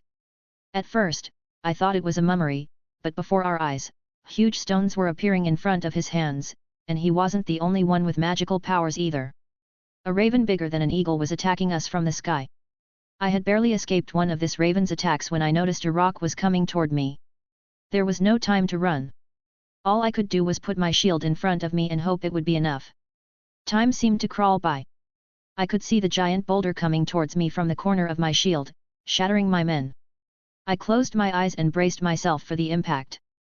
But the violent collision I expected did not happen. All I felt was like someone really weak was pushing my shield, then a second later cloud of dust. I couldn't make any sense of it. The bodies around me proved that this man was not a mummer, but why did this attack not affect me? I couldn't understand what had happened, so I retreated to calm down. Just then, the giant raven dived again and cast its magic. The men next to me had turned into sacks of meat, but in the midst of these men, nothing had happened to me. It was like the spell was parting ways right on top of me. Was the drowned god protecting me? This old magic caster's magic was ineffective against me. At this very moment, the mage's hands began to blaze, and now my men were slowly breaking down. Even our elite warriors can no longer keep soldiers in line. I gathered all my courage and plunged into the flames, and as with other magic, the flames were splitting in front of me. With all my might, I hit the side of the giant wolf with my shield and knocked the man down. POVMC. As soon as I fell to the ground, I immediately stood up, but I couldn't understand how this man passed through my fire magic. A revival of courage came to the soldiers who saw me fall to the ground. They charged Leica and prevented her from helping me. I hurled a Tegondan, Earth Shard, spell at the man approaching me. But as soon as the spell touched the man's shield, it turned to dust and scattered. I couldn't believe my eyes and immediately used Authenticate. Nothing, it was showing nothing. I was starting to panic because I couldn't feel a drop of mana from the man himself. It could mean two things: either he was a stronger mage than me, or he had an artifact working on him as a ward. My eyes suddenly fell on the blood-red sword in the man's hand. This must be it. I could feel subtle magical fluctuations from this sword. The magic I was feeling from it was old, really old. I was able to block the man's sword with my own, but every time the swords collided, deep crevices formed on my sword. His sword had begun to damage my steel sword as if it were made of copper. Iron-born soldiers surrounded me with every passing second, and it was almost impossible for me to get out of there. With each sword clash, the man was pushing me back. He was so much faster and stronger than me. His sword and physical superiority were causing me to lose the exchange. The distance between our sword skills meant nothing in this scenario. I used Sambrar, Fog Cloud, to get out of the man's grasp, but the fog that formed dissipated instantly the second it came closer than 2 meters to the man, so he could still see me clearly. We clashed swords a few more times, and he kicked me to the ground. I wanted to use the force of the strike and meld into the earth using Malada Tegan, meld with earth, but just as I was going to cast it, his sword came crashing down on me. There wasn't enough time, so I chose to roll out of the way. Good thing I rolled because his sword stabbed deep into the ground as easily as a hot knife through butter. If I had entered the ground, I would be dead by now. The man effortlessly pulled his sword out of the ground and was getting ready to attack me when I used the strongest magic, and I had to open the distance between us. I screamed in panic. Zagan Jelms, call lightning, dot. The cloud immediately formed and struck a lightning bolt right on the man with a loud noise. The man cried out in panic for a moment, and I thought this spell was working, but I didn't intend to wait here and see the result. The second lightning struck, I activated the Malada Tegan, meld with earth, spell, but this spell was not instantaneous, like jumping into the water. The first ground entry was a bit slow. The man lunged towards me as if nothing had happened and tried to lop off my head, but thanks to sinking to the ground and my quick reflexes, I managed to dodge, but he started to bring his sword down the second I dodged. I could feel the cold water pouring down my back. I was knee-deep into the ground, and my speed had already halved. There was no way for me to dodge the next strike. I stretched out my nearly shattered sword, and there was nothing I could do but hope that would be enough. Chapter 111. 288 AC. A/N. The anti-magic comes from the steel, not the sword. He didn't have time to experiment with it. After the war, I am going to expand on it.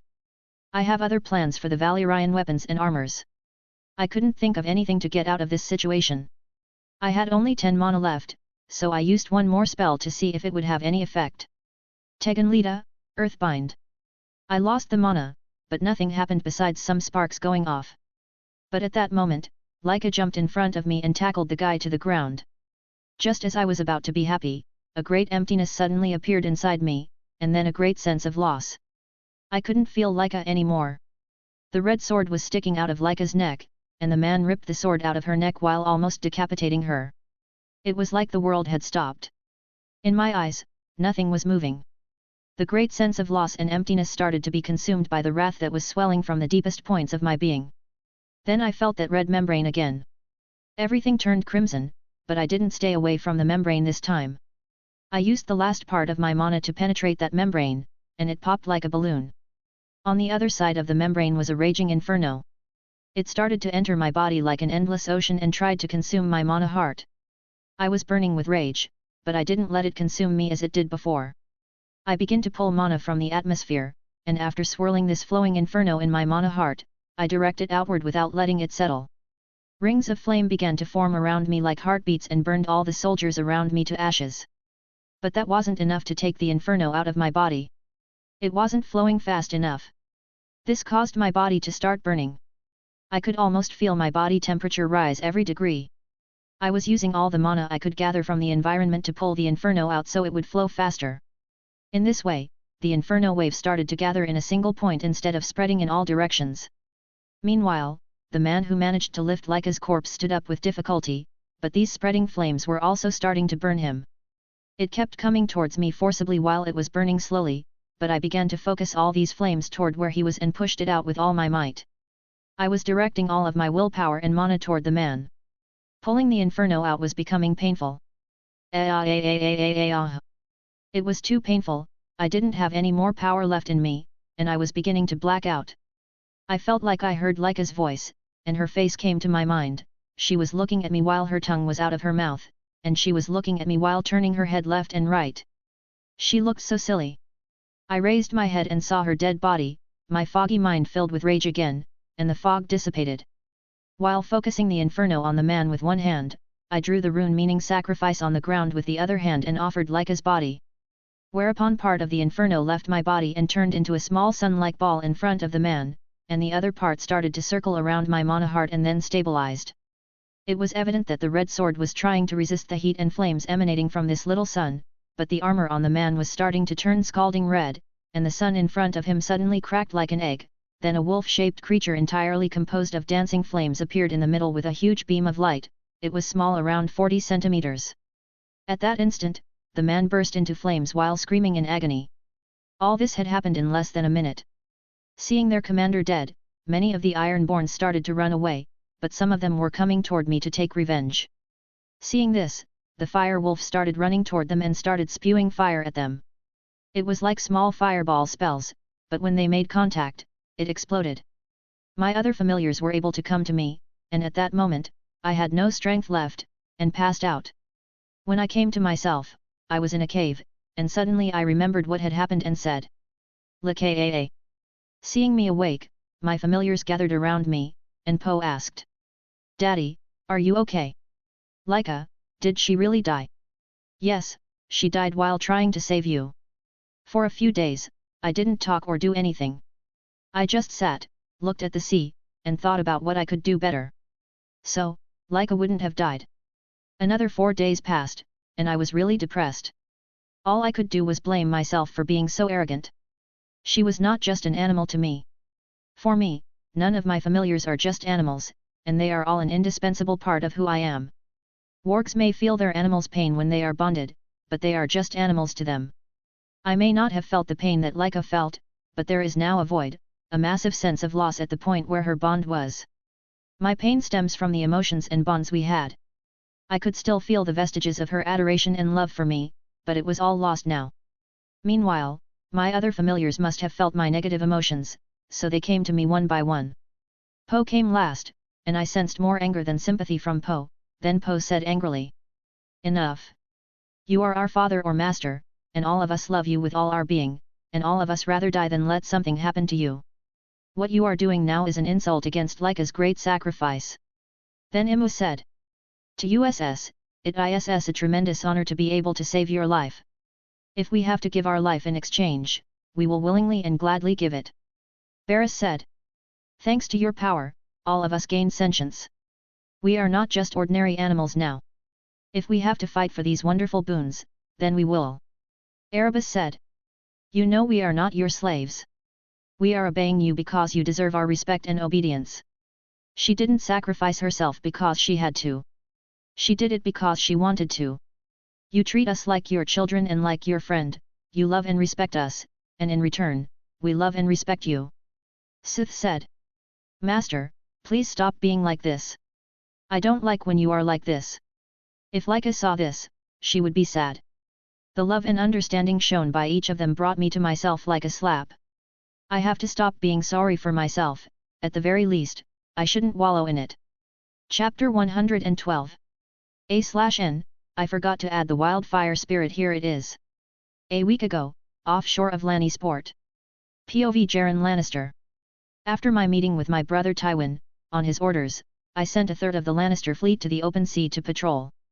He suspected that a major attack was coming against us, but even though we had been patrolling for 2 days, we did not even come across a ship. It was an ordinary peaceful but foggy sea night, as usual. The waves rhythmically rocked the Laughing Lion like a cradle.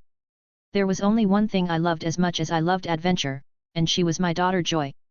She was a Hill, meaning a bastard, but my brother promised to give her our last name if I brought enough honor to our house. There was one point that made me share my brother's suspicion, and that was that we hadn't seen a single Ironborn ship in the last 2 days, and we hadn't even seen a fishing boat, and that didn't feel natural at all. My sharp ears had allowed me to hear something slicing through the stillness of this night. It was advancing through the rippling waves, and suddenly a ship broke through the fog curtain and appeared. With swift coordination, Ironborns boarded the ship right next to us from its side. Right away, I sent a raven to Lannisport and ordered them to sail all of our fleet. I hope it was fast enough. It was like gods were helping them. This much fog was unheard of in this season. They were coming from almost every direction.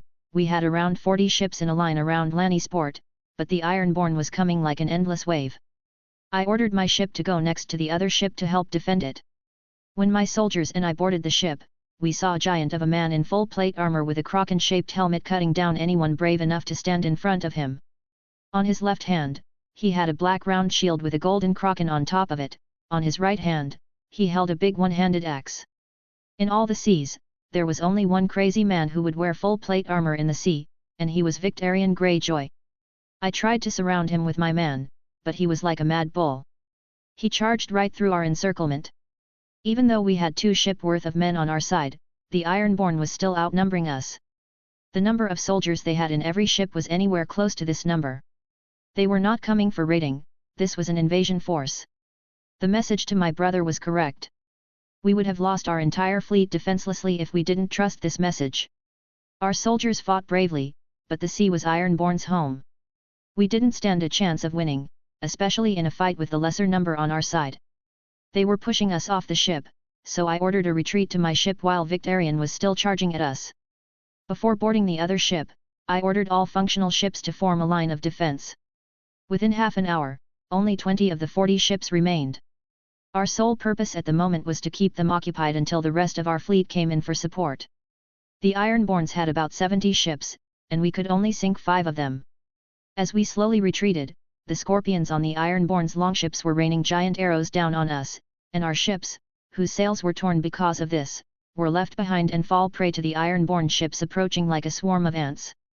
We were almost at the mouth of Lannisport Bay, and on the land side, we could see the fleet clearly, as the fog was almost completely gone.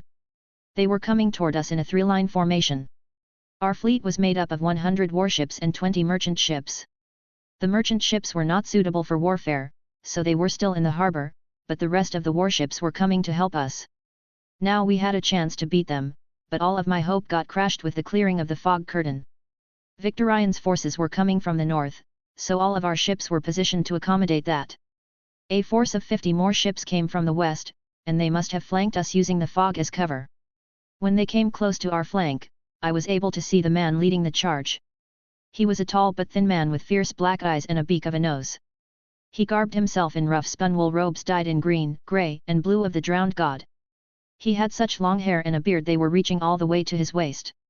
His beard and hair had seaweed woven into it. His hair looked so coarse because of the exposure to the sea water. He held an axe in one hand and a waterskin in the other. This man was Aeron Greyjoy, the mad priest of Drowned God. POV Pakester Redwine. According to the message from the Tyrells 3 days ago, the Ironborns had begun raiding Shield Island. I was able to find enough men to move only 120 of my 200-ship fleet in this short time. My other 80 ships were coming 2 to 3 days behind. In the last message we received word that all the shops and houses in Lord Hewitt's town had been looted and the September burned. Lord Hewitt and his family were trapped in Castle Oakenshield. About 30 to 40 warships owned by the Hewitts were burned as a result of a surprise attack in the port. Lord Hewitt must have gone soft in his old age. He was supposed to be the shield for the Reach against the Ironborn. That is the reason his family was given nobility, but he got ambushed by Ironborn, which is nothing but a dereliction of duty. In my book, he needs to be punished for this. By the time we approached the Shield Islands offshore, the day was almost over, and it was possible to see the Ironborn longships approaching from the west on the horizon, but when I looked from the Myrish farsight, they were no more than 30 to 40 ships in a row. How dare these savages underestimate the Redwine fleet? Looks like I have to teach these savages a good lesson today. The sun was somewhat obscuring our view of the arrival of the enemies, but there was no chance of ambushing us on the open sea in this daylight. It looked like they were going to try to smash our center formation and split us in two with a concentrated attack. In response, I narrowed the formation of my ships, and with such a small number, if they tried such an attack, we could repulse them in a short time. But after a few minutes, just as I thought everything was going well, my man at Crow's Nest started screaming in panic. They are much more numerous. They have at least 3 times as many ships as we thought. Hearing this, I felt cold sweat run down my back. How come I looked with my own eyes, there were only 30 to 40 ships. I quickly made my way up to Crow's Nest and used my farsight. The Ironborns used the sun as a curtain and approached us with their ships in tight formation, lined up like a serpent. We didn't realize this until it was too late because of the sunset. They had as many ships as we do. I immediately sent signals to all the ships, and we began to expand our formation, and just then, the Ironborn ships split into 3 groups. They attacked our formation from 3 points like a trident and started boarding our ships. While our ships could not maneuver properly in this mess and crashed into each other, the Ironborns continued to tear our formation while they moved like an agile eel. We had the same number of ships, but it didn't feel like that. Chapter 113. 289 AC. A week later, Bear Island. POV MC.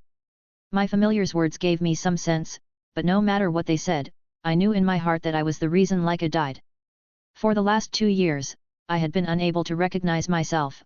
I had no idea how much puberty had affected me. I had officially turned into an angst teenager. My attitude towards Lord Stark and other nobles, and my needless taunt of them, would have damaged my relationships with the important people in this region. The most important thing was that I had lost Leica. If I hadn't been a smug idiot and retreated as soon as my spells didn't work, Leica wouldn't be dead right now. My bullheadedness cost Leica her life when I have no idea about my enemy's capability. I took the red sword that stood at the corner of the cave in my hand and unsheathed it. It was glowing with an unnatural shine. This sword was almost as if it had been formed from the crystallization of blood. As we were leaving the battlefield when I passed out, my clever daughter Poe sensed the magic in this sword and brought it with us. I had read a lot about Valyrian steel swords before and had seen Lord Stark's sword ice up close but never had the chance to pick it up and examine it. There was no resemblance between the outward appearance of these 2 swords except for one point. Both swords had wavy shapes like Damascus steel, but that's where the similarities end. If I didn't know that the sword in my hand was made of steel, I would have thought it was made of glass, but ice didn't look like this. When I tried to sense how the inner structure of the sword worked, I could see runes were inscribed inside of it, but I didn't know what they meant. Those runes were feeding off the atmospheric mana. This meant that even if this sword ran out of mana in time, it would have replenished itself back up. It was a marvel of magical blacksmithing. A Jomen anima, wildfire spirit. In an instant, a blinding light filled the dim environment of the cave, and a tiny 40 centimeters wolf made entirely of fire appeared. This spell created a fire spirit as my summon. Now I knew what that membrane was, a connection to an elemental spirit dimension. The fire was always associated with rage and anger. I had been enraged both times. This created a bridge between me and this spirit. It didn't have much of an ego, but it understood commands. I would have burned to a crisp if I had tried to open this membrane when I felt it the first time. The wildfire spirit radiated very high mana the moment it was born, and as a result, the environment was burned to ashes. In reality, it didn't have that much power. It could burn things when they touched it, and it could breathe out 20 centimeters fireballs every 20 seconds or so. Every 20 seconds it was out, I would lose 1 mana. It is costly but advantageous against multiple opponents. When I focused on my mana heart, I found out my 4th circle was pure red, and I could feel the fire element inside the circle. Because I was able to control the fire spirit that got out of the dimension, I was able to absorb some part of it to create my 4th circle. When I brought the Inferno to my mana heart to channel it outward, it was as if my mana heart couldn't help but devour this pure mana. With it, my mana had reached 300. Being a level 4 druid significantly increased my strength, and I acquired many new spells. My wind and nature element spells were weak, but the new ones were an excellent addition. I got out of the cave to try out my new spells. Gelmio Egros, Wind Blade, was a ranged attack spell like the name states. It threw a 1-meter wind blade. Its range was 20 meters, but since it was a slash attack spell, it kept cutting everything in front of it until all the power of the spell was gone. Usty Perses, Cauterizing Flames, was a healing spell I could only use when the wildfire spirit was summoned. It couldn't fix broken bones, but by pushing the wound close and then cauterizing, it could heal a medium wound. Wildfire spirit was using the destruction aspect of fire, but this spell used the other aspect of fire. The fire was all-consuming, but at the same time, it was the source of life. It was this aspect the spell used. Inco-infra, Dwellers Below. When I cast this spell in a 10-meter radius, small arcane green portals opened up on the ground, and from those portals came out big thorny roots as thick as a grown man's arm. Then those roots started to thrash around. Sith came out of the bushes and said, "I wouldn't want to be in that area." Even the rocks in this area were shattered under the attack of the roots, and the trees were broken. I asked, "Who would? If I could spam this kind of big spell, I could kill a few thousand men quickly, but this kind of area of effect spells strains my mana heart to cast. If we think of spells like circuits, specific circuits are lit every time I cast a spell, and if I kept using the same circuit, it would cause a short circuit. That is why I could only use this spell every 5 minutes or so. The same with the Windblade spell. Undrahiba, Command Plants, spell was similar to Formohba, Mold Plants, but while Mold Plants spell, it permanently changes a plant's shape and is slow-moving. Command Plants spell is the opposite of it, it is a temporary shape change, and the control speed is breakneck. With this spell, when I am close to a tree, I can turn that tree into a giant whip. Undrahiba, Command Plants. The big tree in front of me started to twist and move like a snake with my thoughts. I ordered it to impale itself into the ground, and the tree, which was coiled like a snake, pierced the ground like a stake. Then formed an arch as the top of the tree was stuck in the ground. The second I cancelled the spell, it tried to turn to its original shape, but the tree broke apart. It wasn't able to take all those moving and thrashing. So if I move them too much, plants might die. It cost 15 mana to activate, and it had a 5-second duration. After that, I had to spend 1 mana every second to control it longer. Gloam Agri, Spore Field, spell created a 20-meter radius of the mushroom field.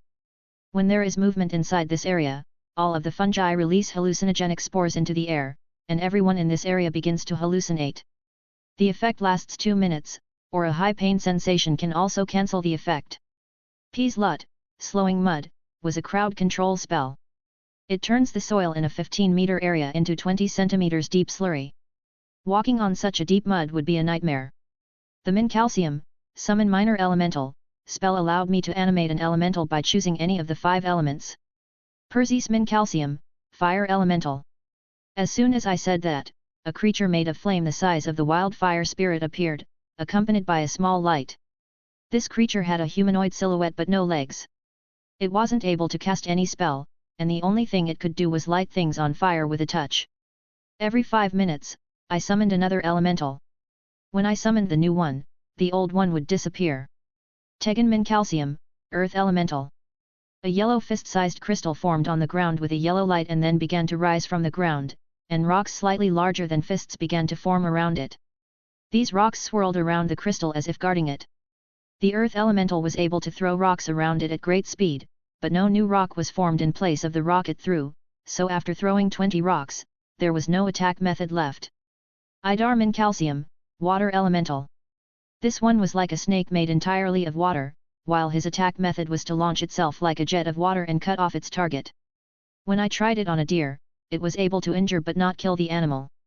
This elemental, like Earth Elemental, was getting smaller every time it attacked until it was destroyed.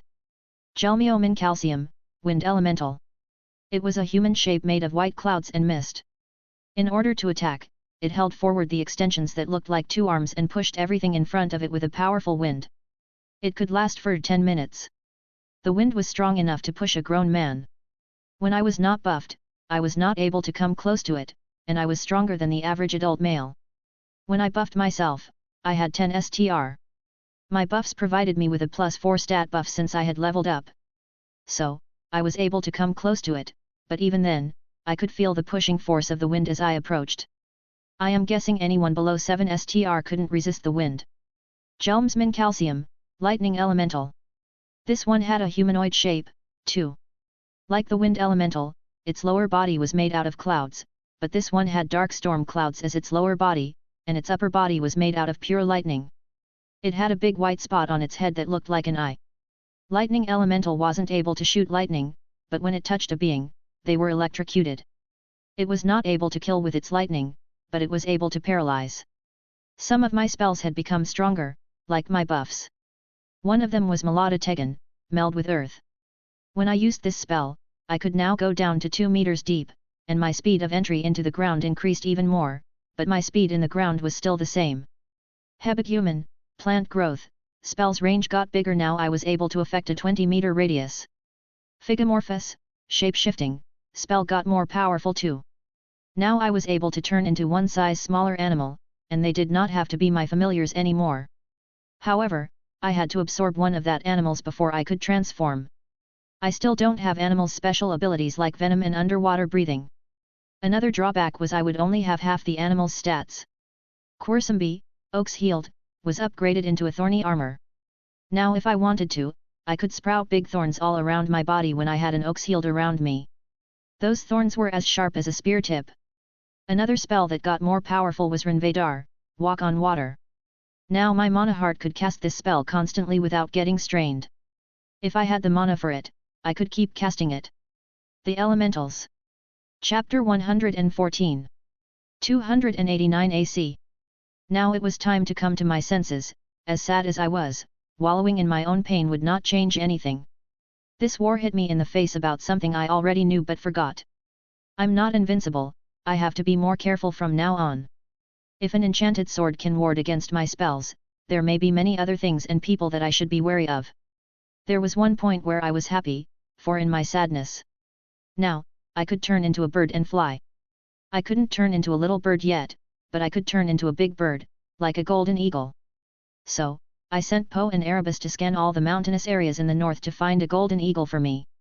Meanwhile, I connected to the ravens I left in the great castles around the westerlands and listened to what the lords in the castles were talking about. It seems our fat king got what he wanted. A great war, but we lost all the battles at sea. The Lannister fleet was burned to the ground, and although Redwyne fought bravely, he had to retreat, losing half of his fleet. Losing all of those sea battles opened all the coastal regions of the westerlands and reached to raids. Encouraged by his win over Redwyne, Euron Greyjoy even attacked Old Town. I don't know much about the Hightowers, but I do know they're zealot followers of the Seven, and they're the second strongest and wealthiest families in Reach after the Tyrells.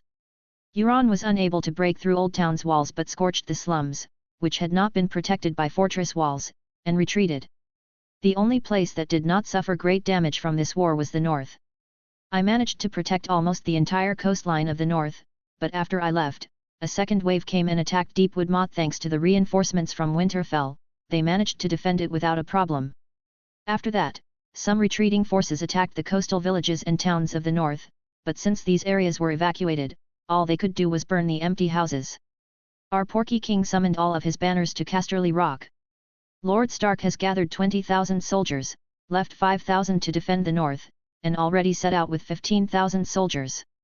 After turning into my Druid Emery's persona, I decided to go towards Deepwood Mot, and this time, I didn't need to go by ship because why would I use a ship when I can go over the sea at the speed of a race car?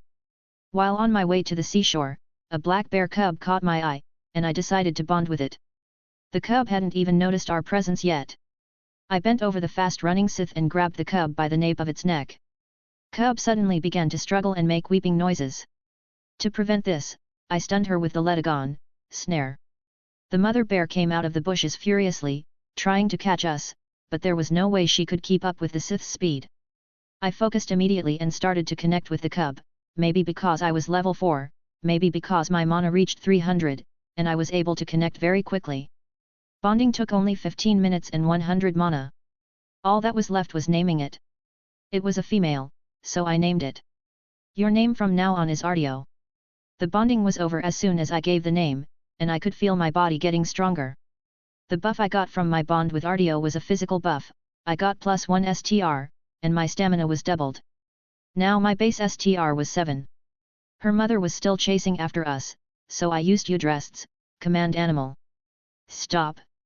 With this, Mother Bear stopped chasing us. I released R.O.B and said, R.O.B, go be with your mother. When you grow up, I will take you back. It looked like she didn't want to go, so I said, go, don't worry, I will come back. I used to watch a lot of documentaries, so I checked if I had any info about bears. Authenticate. I had a lot of information about them. She needs to spend around 15 to 17 moons with her mother. In 4 to 5 years, it will become mature enough to mate, and in 8 to 10 years, it will be fully grown. R.O.B was bigger than a wolf, so it must be around 3 to 5 moons old. Varys, you stay here, protect R.O.B from a distance, and only get involved if it is deadly. If not, let her learn to fight. The dog, which was bigger than a donkey, lied on the ground, took its head between its front paws, and said in a pleading tone, but master, I want to go to war with you too. Varys, this is important too. You will be responsible for raising one of your little siblings. When the war is finished, I will bring her to Wolfswood with her mother, and finally, when she learns to speak, talk to her a lot and have her practice. Yes, master. I could almost swear he said yes with a grimace, like an older brother in charge of looking after his sister when the parents were out. A week ago, Mormont Keep. POV Edge Mormont. We had evacuated children, women, and the elderly because the Ravens had announced a possible Ironborn raid, but our women who knew how to fight decided to stay here and defend our home with us. We had about 350 soldiers, and 70 of them were women. We Bear Island people haven't become craven enough to leave our homes and run away when we see Ironborns, and we never will. We are a stubborn kind of people, and all of us will die before leaving this land. The only thing I want to be different is that I wish my brother were with us in these difficult times, but a few years ago, he left his seat to my nephew Yora and took the Black as their commander. My nephew is a good man and a strong warrior but too green for this responsibility. He became a widow at such a young age that his Glover bride couldn't hold a child and died at her third miscarriage 2 years ago. He is a swarthy, hairy man with a thick black beard and a balding head. Mormont men have always gone bald at an early age. He is not particularly handsome, but he is not ugly either. As his aunt, I must find someone suitable and remarry him soon. While I was lost in my thought, we started hearing sounds of fighting and thunderous sounds coming one after another from the west side of the island. Yora turned to me and said, Aunt, did we get reinforcement? No, the reinforcement was at the very least 4 days away. It cannot be Lord Stark's men. Then we must go and check who is fighting. Chapter 115. 289 AC. A week ago. POV Edge Mormont. My 10-man group and I quickly moved through the forest towards the direction of the sound. This place was 20 minutes run distance to Mormont Keep. Before reaching the clearing through the woodland, the first things to notice were screams and shouts of pain. We sneaked up through the trees and were shocked by what we saw. Maybe there were around 1,000 Ironborn here, but there were only 400 to 500 left. We thought like that because the environment was full of mutilated and crushed corpses. Huge beasts were killing them with each blow they struck, and no arrow was hitting these beasts. Even sword and spear blows had trouble piercing their fur. Rather than the fact that these animals were gigantic, another thing shocked me more, a bird resembling a huge raven, each time it dived, turning the men in the area into a pulp. My men and I watched these events with horror.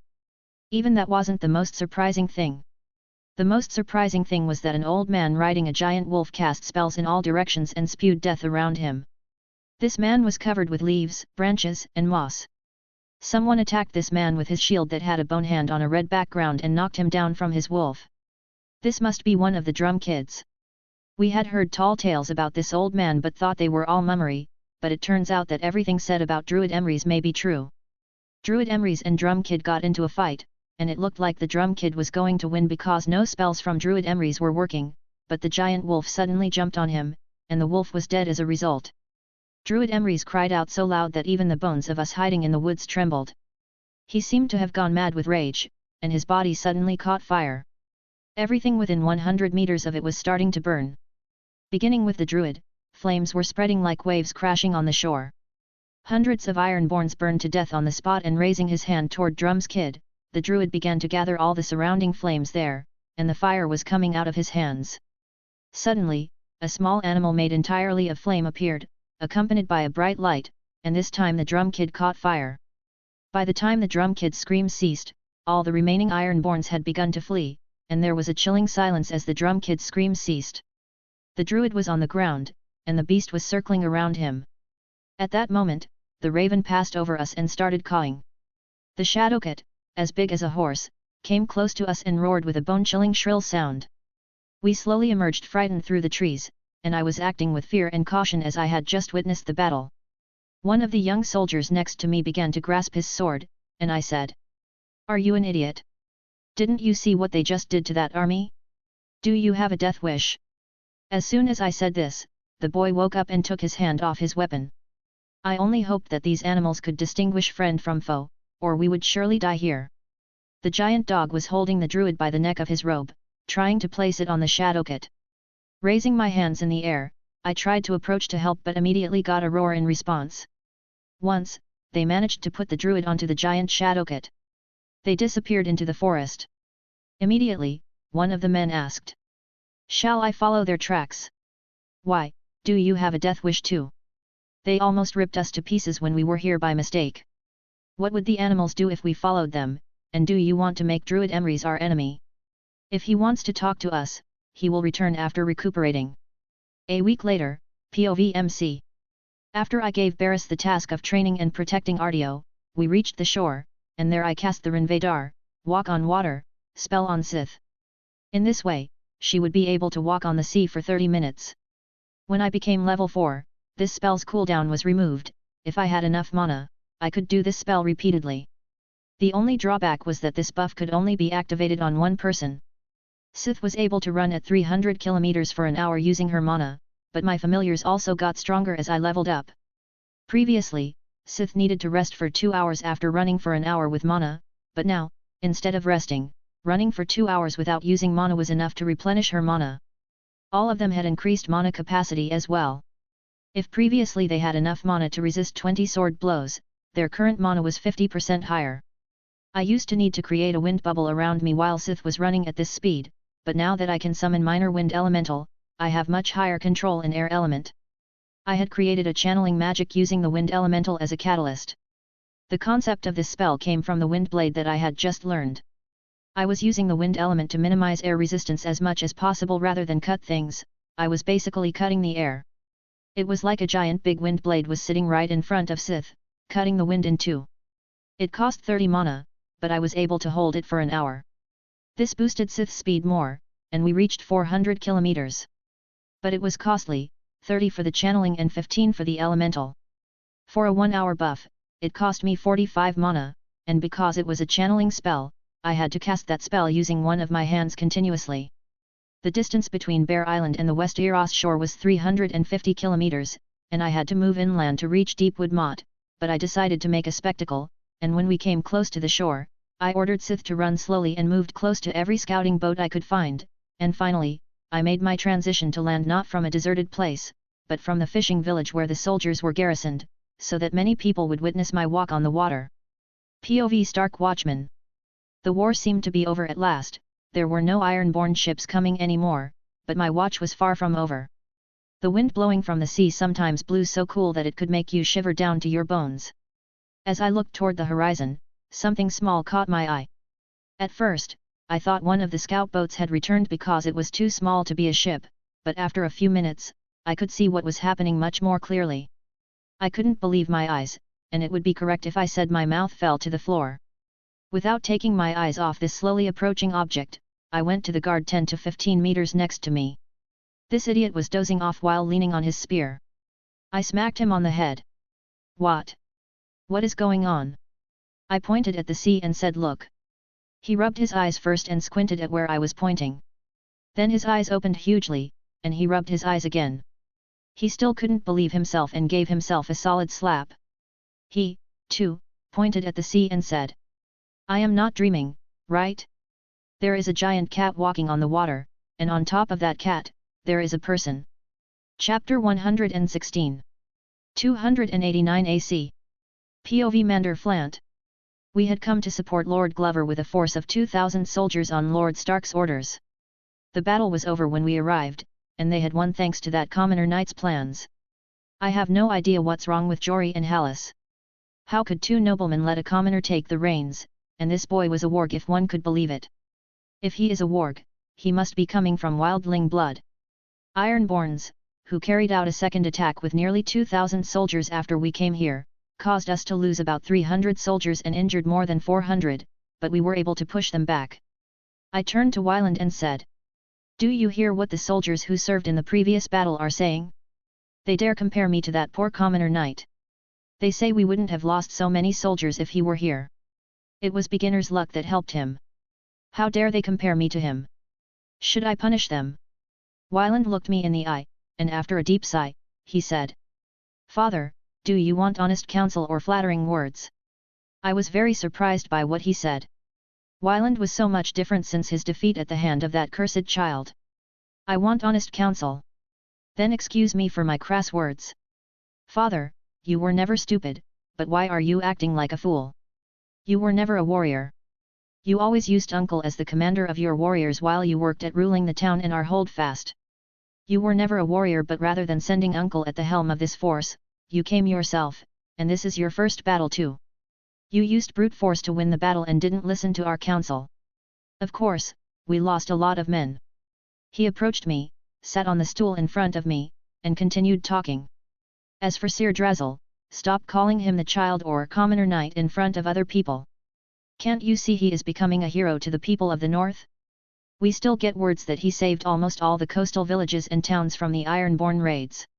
Yes, he is a warg. Most nobles and commoners living in the upper regions of the north have ire against them because we associate them with wildlings, but most commoners in the other parts of the north think of him as someone blessed by the old gods. In this war, he is the one that has contributed the most, and the war isn't even over. Why can't you see this? After the war, he is going to become the biggest hero of the north.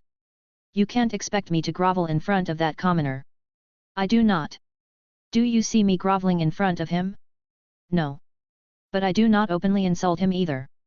In a few years, even Great Jan Umber won't be able to stand in front of him, and you keep insulting someone like that. That is not smart, father, and he is a knight now. What are you going to do if he challenges you to a duel because you insulted him? You won't be able to take 3 hits from him. Just act like he is any other knight and respect his martial prowess. Just at this moment, one of the soldiers burst into the room in panic. My lord, you have to come out and see this. Are we under attack? I don't think so, but you won't believe me if I said what was happening. My lord, you have to see this with your own eyes. Wyland and I immediately followed the soldier, and as he said, we would never have believed it if we hadn't seen it. Jory and Hallis came running as well and stood with us with their mouths open. We could see him more clearly when this man came close to the shore. Jory said, "Doesn't that shadow cat looks like Ermer's cat?" Hallis said, "It might not be. How many giant shadow cats do you know? I think the man is Druid Emrys. He fits the depiction of him. Hello, fellow Northmen. I have come to help in the name of old gods." Gathering all my courage, I approached the man who had come down from the giant cat and saluted us. I asked, "Sir, are you Druid Emrys?" "Yes, I am. I have come to help the wounded." "Sir, where are you coming from?" "Bear Island." Everyone was in shock, and we couldn't say anything else, so he continued. "I was defending Bear Island against an Ironborn raid. I would have come sooner, but I got hurt while fighting and had to recuperate. Thanks to a kind warg, he left his bond to protect me while I was resting. Because my mount died at the battle, he was kind enough to allow me to use his bond. Hearing this, Jory asked. Sir, do you know the name of that warg? Oh, yes, his name was Ermer. So, this is Sith. Yes, it is his bond. Hallis said. I didn't know she was this magical. So, she can walk on water. Oh, no, it was not her doing. I cast a spell on her and allowed her to walk on water. This way, we were able to come here under an hour. If you know the warg of her, then I would like to leave her in your care. He told me to leave her near the coastal village, but I would feel better leaving her with you if you are friends with him. Where is Ermer? Last I saw, he was still in Bear Island chasing after the fleeing Ironborns. He must be still there. POVMC. Please take me to the wounded, I would like to heal them. Mander Flant was squirming in front of me, not knowing how to act. Seeing this, I was right about coming here like this. If I had entered the village walking, he would have acted all arrogant. They immediately took me to the place where the wounded were, and without wasting time, I healed the gravely wounded ones. When they saw the wildfire spirit, they all retreated in fear. That's all I could do for the life-threatening ones. I closed their wounds, but they could still lose their lives because of infection or depletion of life energy. If the old gods were real, then their fate was in their hands. As I leveled up, my knowledge of mana and spells deepened, and now I could understand why a weak healing spell worked when cast repeatedly, but the patient still died. If the healing spell was weak, it couldn't support the body when used repeatedly. The patient was dying of organ failure. If the magic was strong enough, the body would not consume itself to heal, as it also provided energy to the body. I could cast the spell again if they didn't die in the next few days when their bodies recovered the lost energy. This was not efficient enough. To heal 20 men, I had spent all of my mana. So, to fix this, I had to use one of my new rituals. As a level 4 druid, I was now able to create bestowal rituals that could use my buffs and healing spells as the base. I could use this ritual 5 times a day, and it would affect 20 people. This way, in a day, I could heal 100 men. Chapter 117. 289 AC. I placed both hands on the ground, and using Formotigan, Mold Earth, spell, I raised 2 3-meter-high monoliths to the surface. I will use the Usty Perses, cauterizing flames, on one of these monoliths and the Medenvita, nourish and strengthen the body, on the other so that the immune system of those who do not heal immediately will be strengthened, thereby reducing the risk of infection. I began to inscribe the necessary runes on and around the raised monoliths, bestow powers upon those who enter.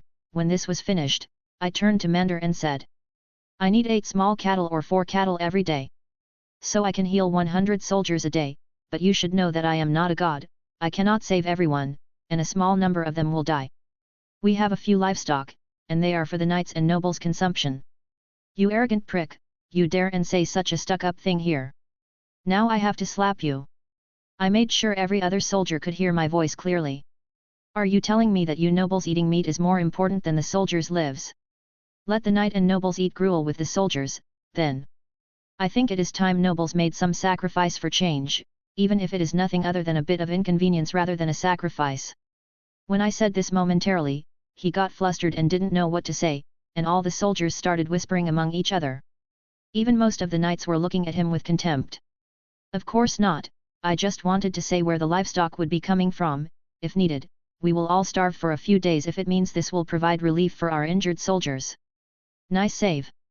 First, I summoned my wildfire spirit so I could use Usty Perses, cauterizing flames, spell. They began to clamor around me when they saw the wolf entirely made out of flames. When they brought the small cattle, I sacrificed one for both monoliths, and the sheep's bodies began to mummify, and then they turned into dust.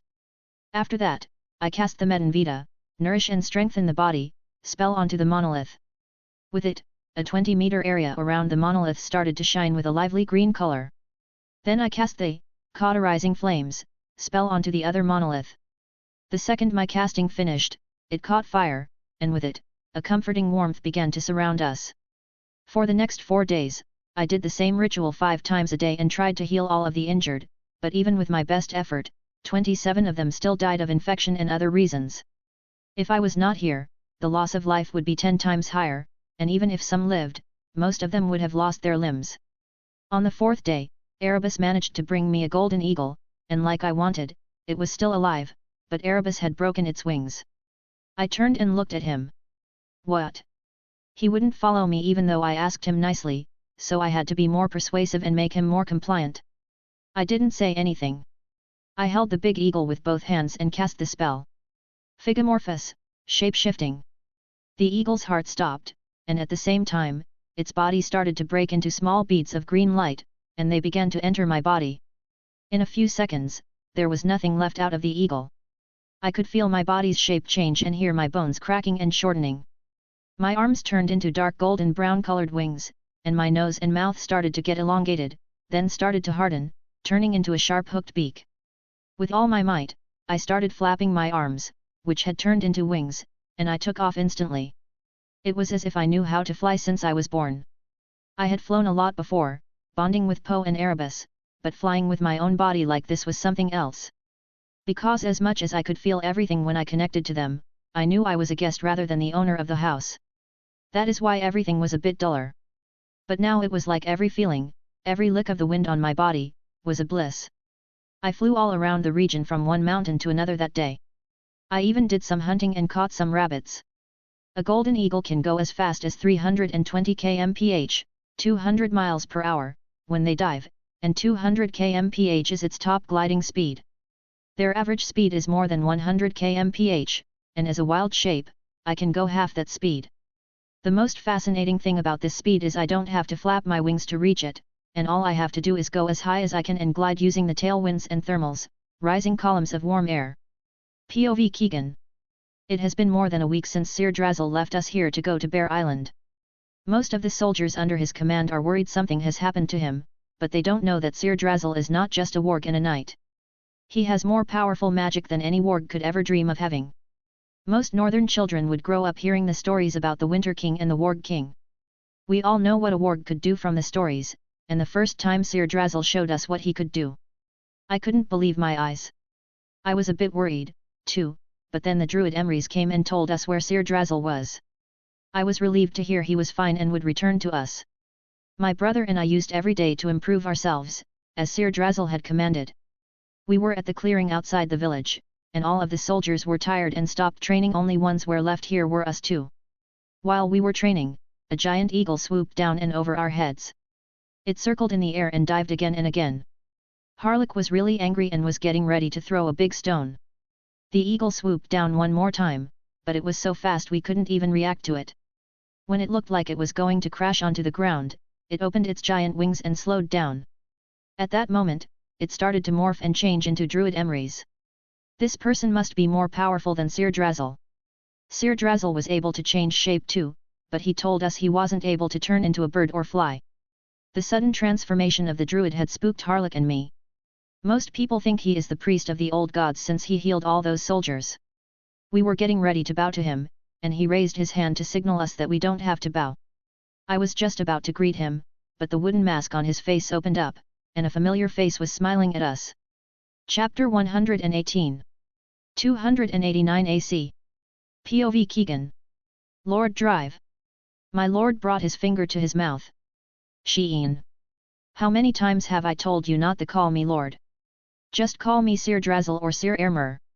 You'll get us in trouble for nothing if a noble hear you say that. If I have to address those idiot nobles with respectful titles, how could I call my lord just Sir? My. Sir Drazzle, we didn't know you were Druid Emrys, or are you impersonating him? Oh, I didn't tell you guys about this. Yes, I am Druid Emrys. Yes, Ser. You didn't tell us about your other persona, and you only told us about your powers a bit. Keegan, I came to you today to give you this message. He took a small piece of paper from the jacket made out of grass, twigs and moss and then handed it to me. Take this and go to Jory Castle. Tell him a raven brought it to you. They'll know I sent the raven because they know I'm a warg. If they don't believe it, I put the seal Lord Stark gave me at the end of the message. By the way, I hadn't asked before, do you and your brother know how to read and write? I know a bit, Ser. Harlock scratched the back of his head and said shyly. Sir, I'm not good at these things. Keegan has tried to teach me several times, but I don't need them at all. Knowing a bit won't cut it if you are going to work for me, and not knowing is basically a sin. Looks like I have to arrange lessons for you guys after the war. Anyway, back to our topic. When you show them this order, he will send you and all the soldiers under my command to Lannisport. It won't take more than a few days for me to get there, but for you, it will take about a month, so you should set off right away, don't waste any more time here. Sire, what should we do when we reach there? I would already be there, but if I am not, just join up with other Stark men. By the time you are there, Mycon must have finished your armors, so I will bring them for you. We both bowed respectfully, especially my brother was very excited. He even loved the bent armor Lord bought for him. When he gets his real armor, he will fly with happiness. The Lord turned into a great eagle and slowly disappeared into the sky. POVMC. Before I went to Westerlands to meet up with the rest of the army, I had to do two things. First, I had to leave Bear Island as Airmer, and I had to go back to Winterfell and pick up Keegan and Harlech's armor. I reached the island in a few hours and landed on the shore. After returning to my real shape, I walked up to the Mormont Keep. The castle itself was made out of giant logs, and an earthen palisade surrounded it. On the gate, there is a carving of a woman in a bearskin with a babe suckling at her breast in one arm and a battleaxe in the other. People of Bear Island believed her to be the first Mormont mother. They called her First She-Bear, Mother of All, and Warrior Mother. Everyone would kiss her hands or touch her feet as they entered through the gate. When I got close to the gate, they turned their spears at me and shouted. Identify yourself. I am Sir Airmer Drazzle, a knight of Winterfell. The Bane? Do you have any way of proving that? I hate that nickname, it is too edgy and cringe. I pulled out the seal Lord Stark gave me as my proof. I am sorry, Sir Drazzle, nobody in Bear Island ever saw you, and we just got attacked by the Ironborns. Not to worry, I will not take any offense when warriors are doing their job. I haven't found any ships in the harbor. It's been over a week since the attack, why haven't they returned yet? Just then, Maege Mormont, who heard me talking to the guards, came out of the castle and said. How do you know it has been more than a week, and who are you? The guards immediately sprang to attention and saluted the lady. One of the guards told her who I was, then she turned to me and said. Sir Drazzle, you still didn't answer my question? How do you know that? Didn't you just come to the island? No, my lady, I have been on this island since the attack. After hearing this, she looked angry and said. Is this the manners of a Stark knight, coming into the lands of another lord and staying there without informing them? I am sorry, my lady, I was injured when I was fighting the Ironborn. When I recuperated, I came to your estate right away. This time her anger turned into embarrassment, and while coughing, she said. I was rash in my words, but when we rushed to the field of battle, we didn't see you. We only saw the Druid and his tames. If you only saw the Druid and the tames, that means you came right at the end. I was in the forest line pelting Ironborns full of arrows. After that, we started talking about the battle and what happened, and of course, I weaved a believable half-lie, half-truth. Told her how Druid Emery saved my life by healing my wounds. Lady told me the ships would come back after 1 or 2 days since they had been gone for a supply run. That night, they threw a feast in the name of Druid Emery's and me. This time I started telling the battle story to Yora, Darcy, and Alysanne Mormont. Alysanne Mormont was a she-bear like her mother, and she was short, chunky, but muscular, with big thighs and hands. When she talked, she was a gruff but honest woman like her mother, but there was a difference between the two. Lady Maege Mormont was the loudest person I had ever met. On the contrary, Alysanne was a taciturn person most of the time. Daisy Mormont looked like she was adopted. She looked nothing like her mother and had long, raven black hair that reached her waist. She looks to be around 18 days old. Both Maege and Alysanne Mormont were short and stout women, but Daisy was tall and athletic. You could see she had a toned outline through her cream-colored dress, but she had one similarity with her sister and mother. She was a deadly warrior with a morning star. Daisy Mormont. Chapter 119. 289 AC. The Mormont men may not have fought the Ironborns this time, but Bear Island is regularly raided by pirates. Everyone knows those pirates are Ironborns, but when they raid, they either cover their faces or leave no one alive, so no one can prove it. All of them are blooded warriors, as the men of Mormont fight due to these raids. Even though they didn't fight this time, they always deserve to have fun at this modest feast. While I was lost in my thoughts, Daisy called out to her mother. Mother, Can you tell us what happened when you saw the Druid? When the girls insisted a little more, Lady Mormont, who could not stand it, told what had happened. Daisy listened to the story, her eyes gleaming with curiosity. We wanted to go and help them too, but the Druid must have been injured because the animals around him wouldn't let us approach, if you can call those things animals, and they disappeared into the forest.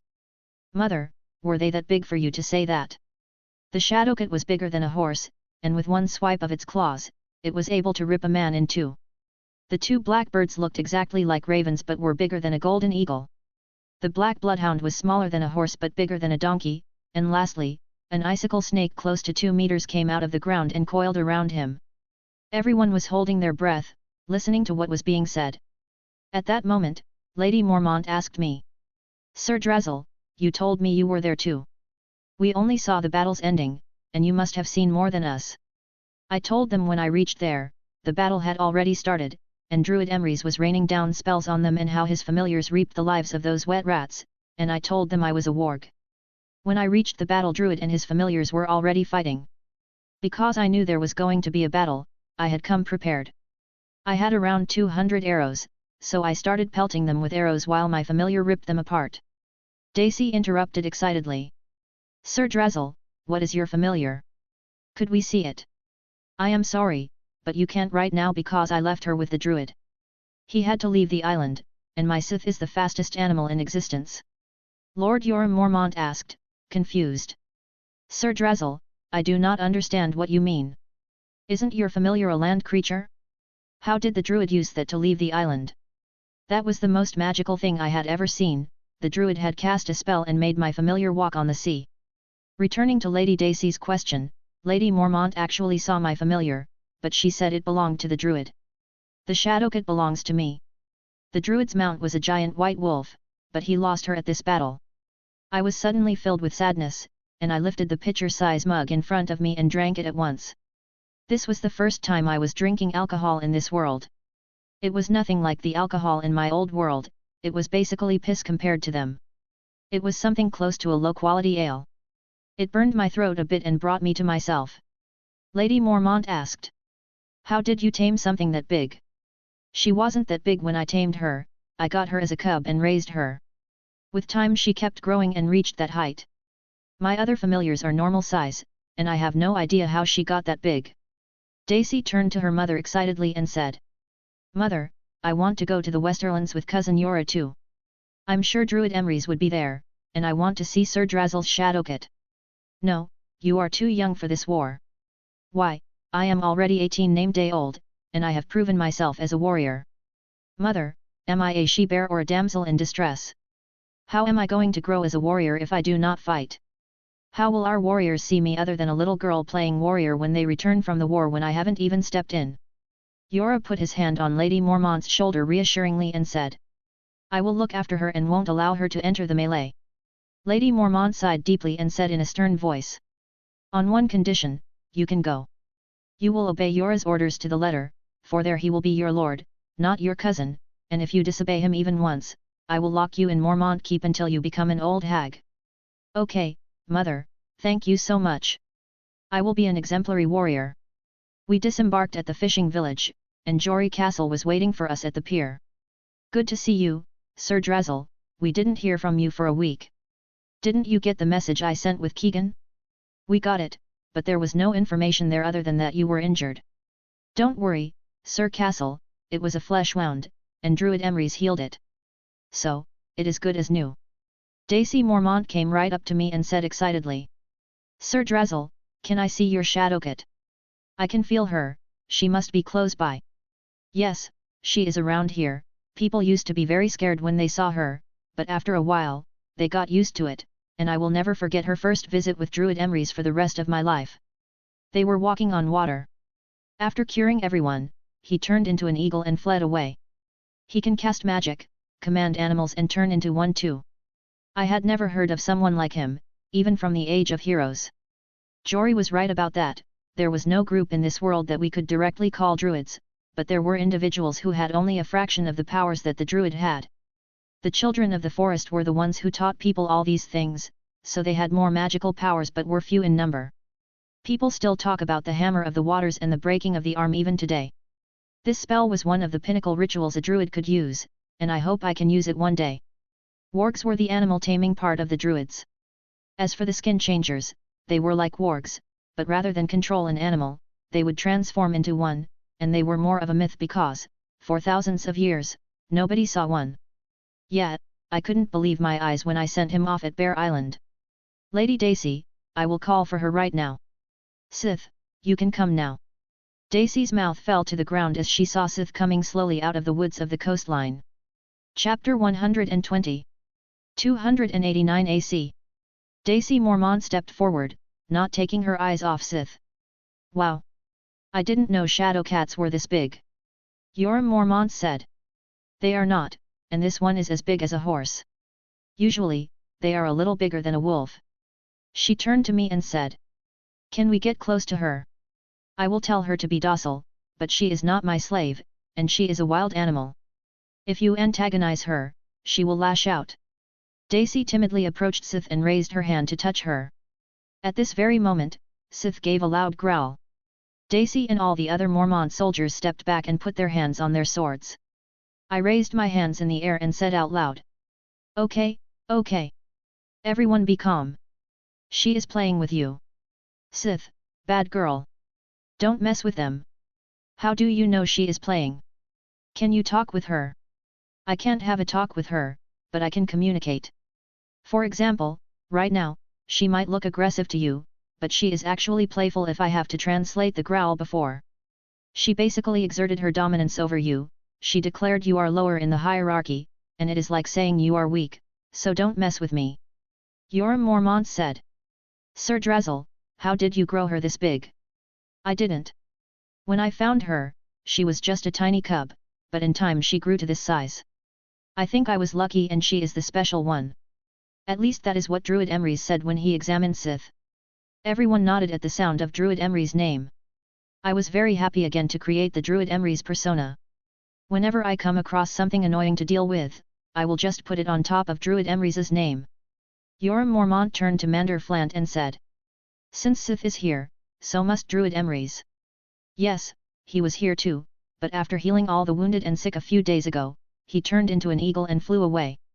Hearing this, Daisy almost smothered Mander for him to tell everything that happened, and she wouldn't let go of him until he told her everything that happened. He took everyone to where the druid erected his ritual monoliths. Around these monoliths were flowers.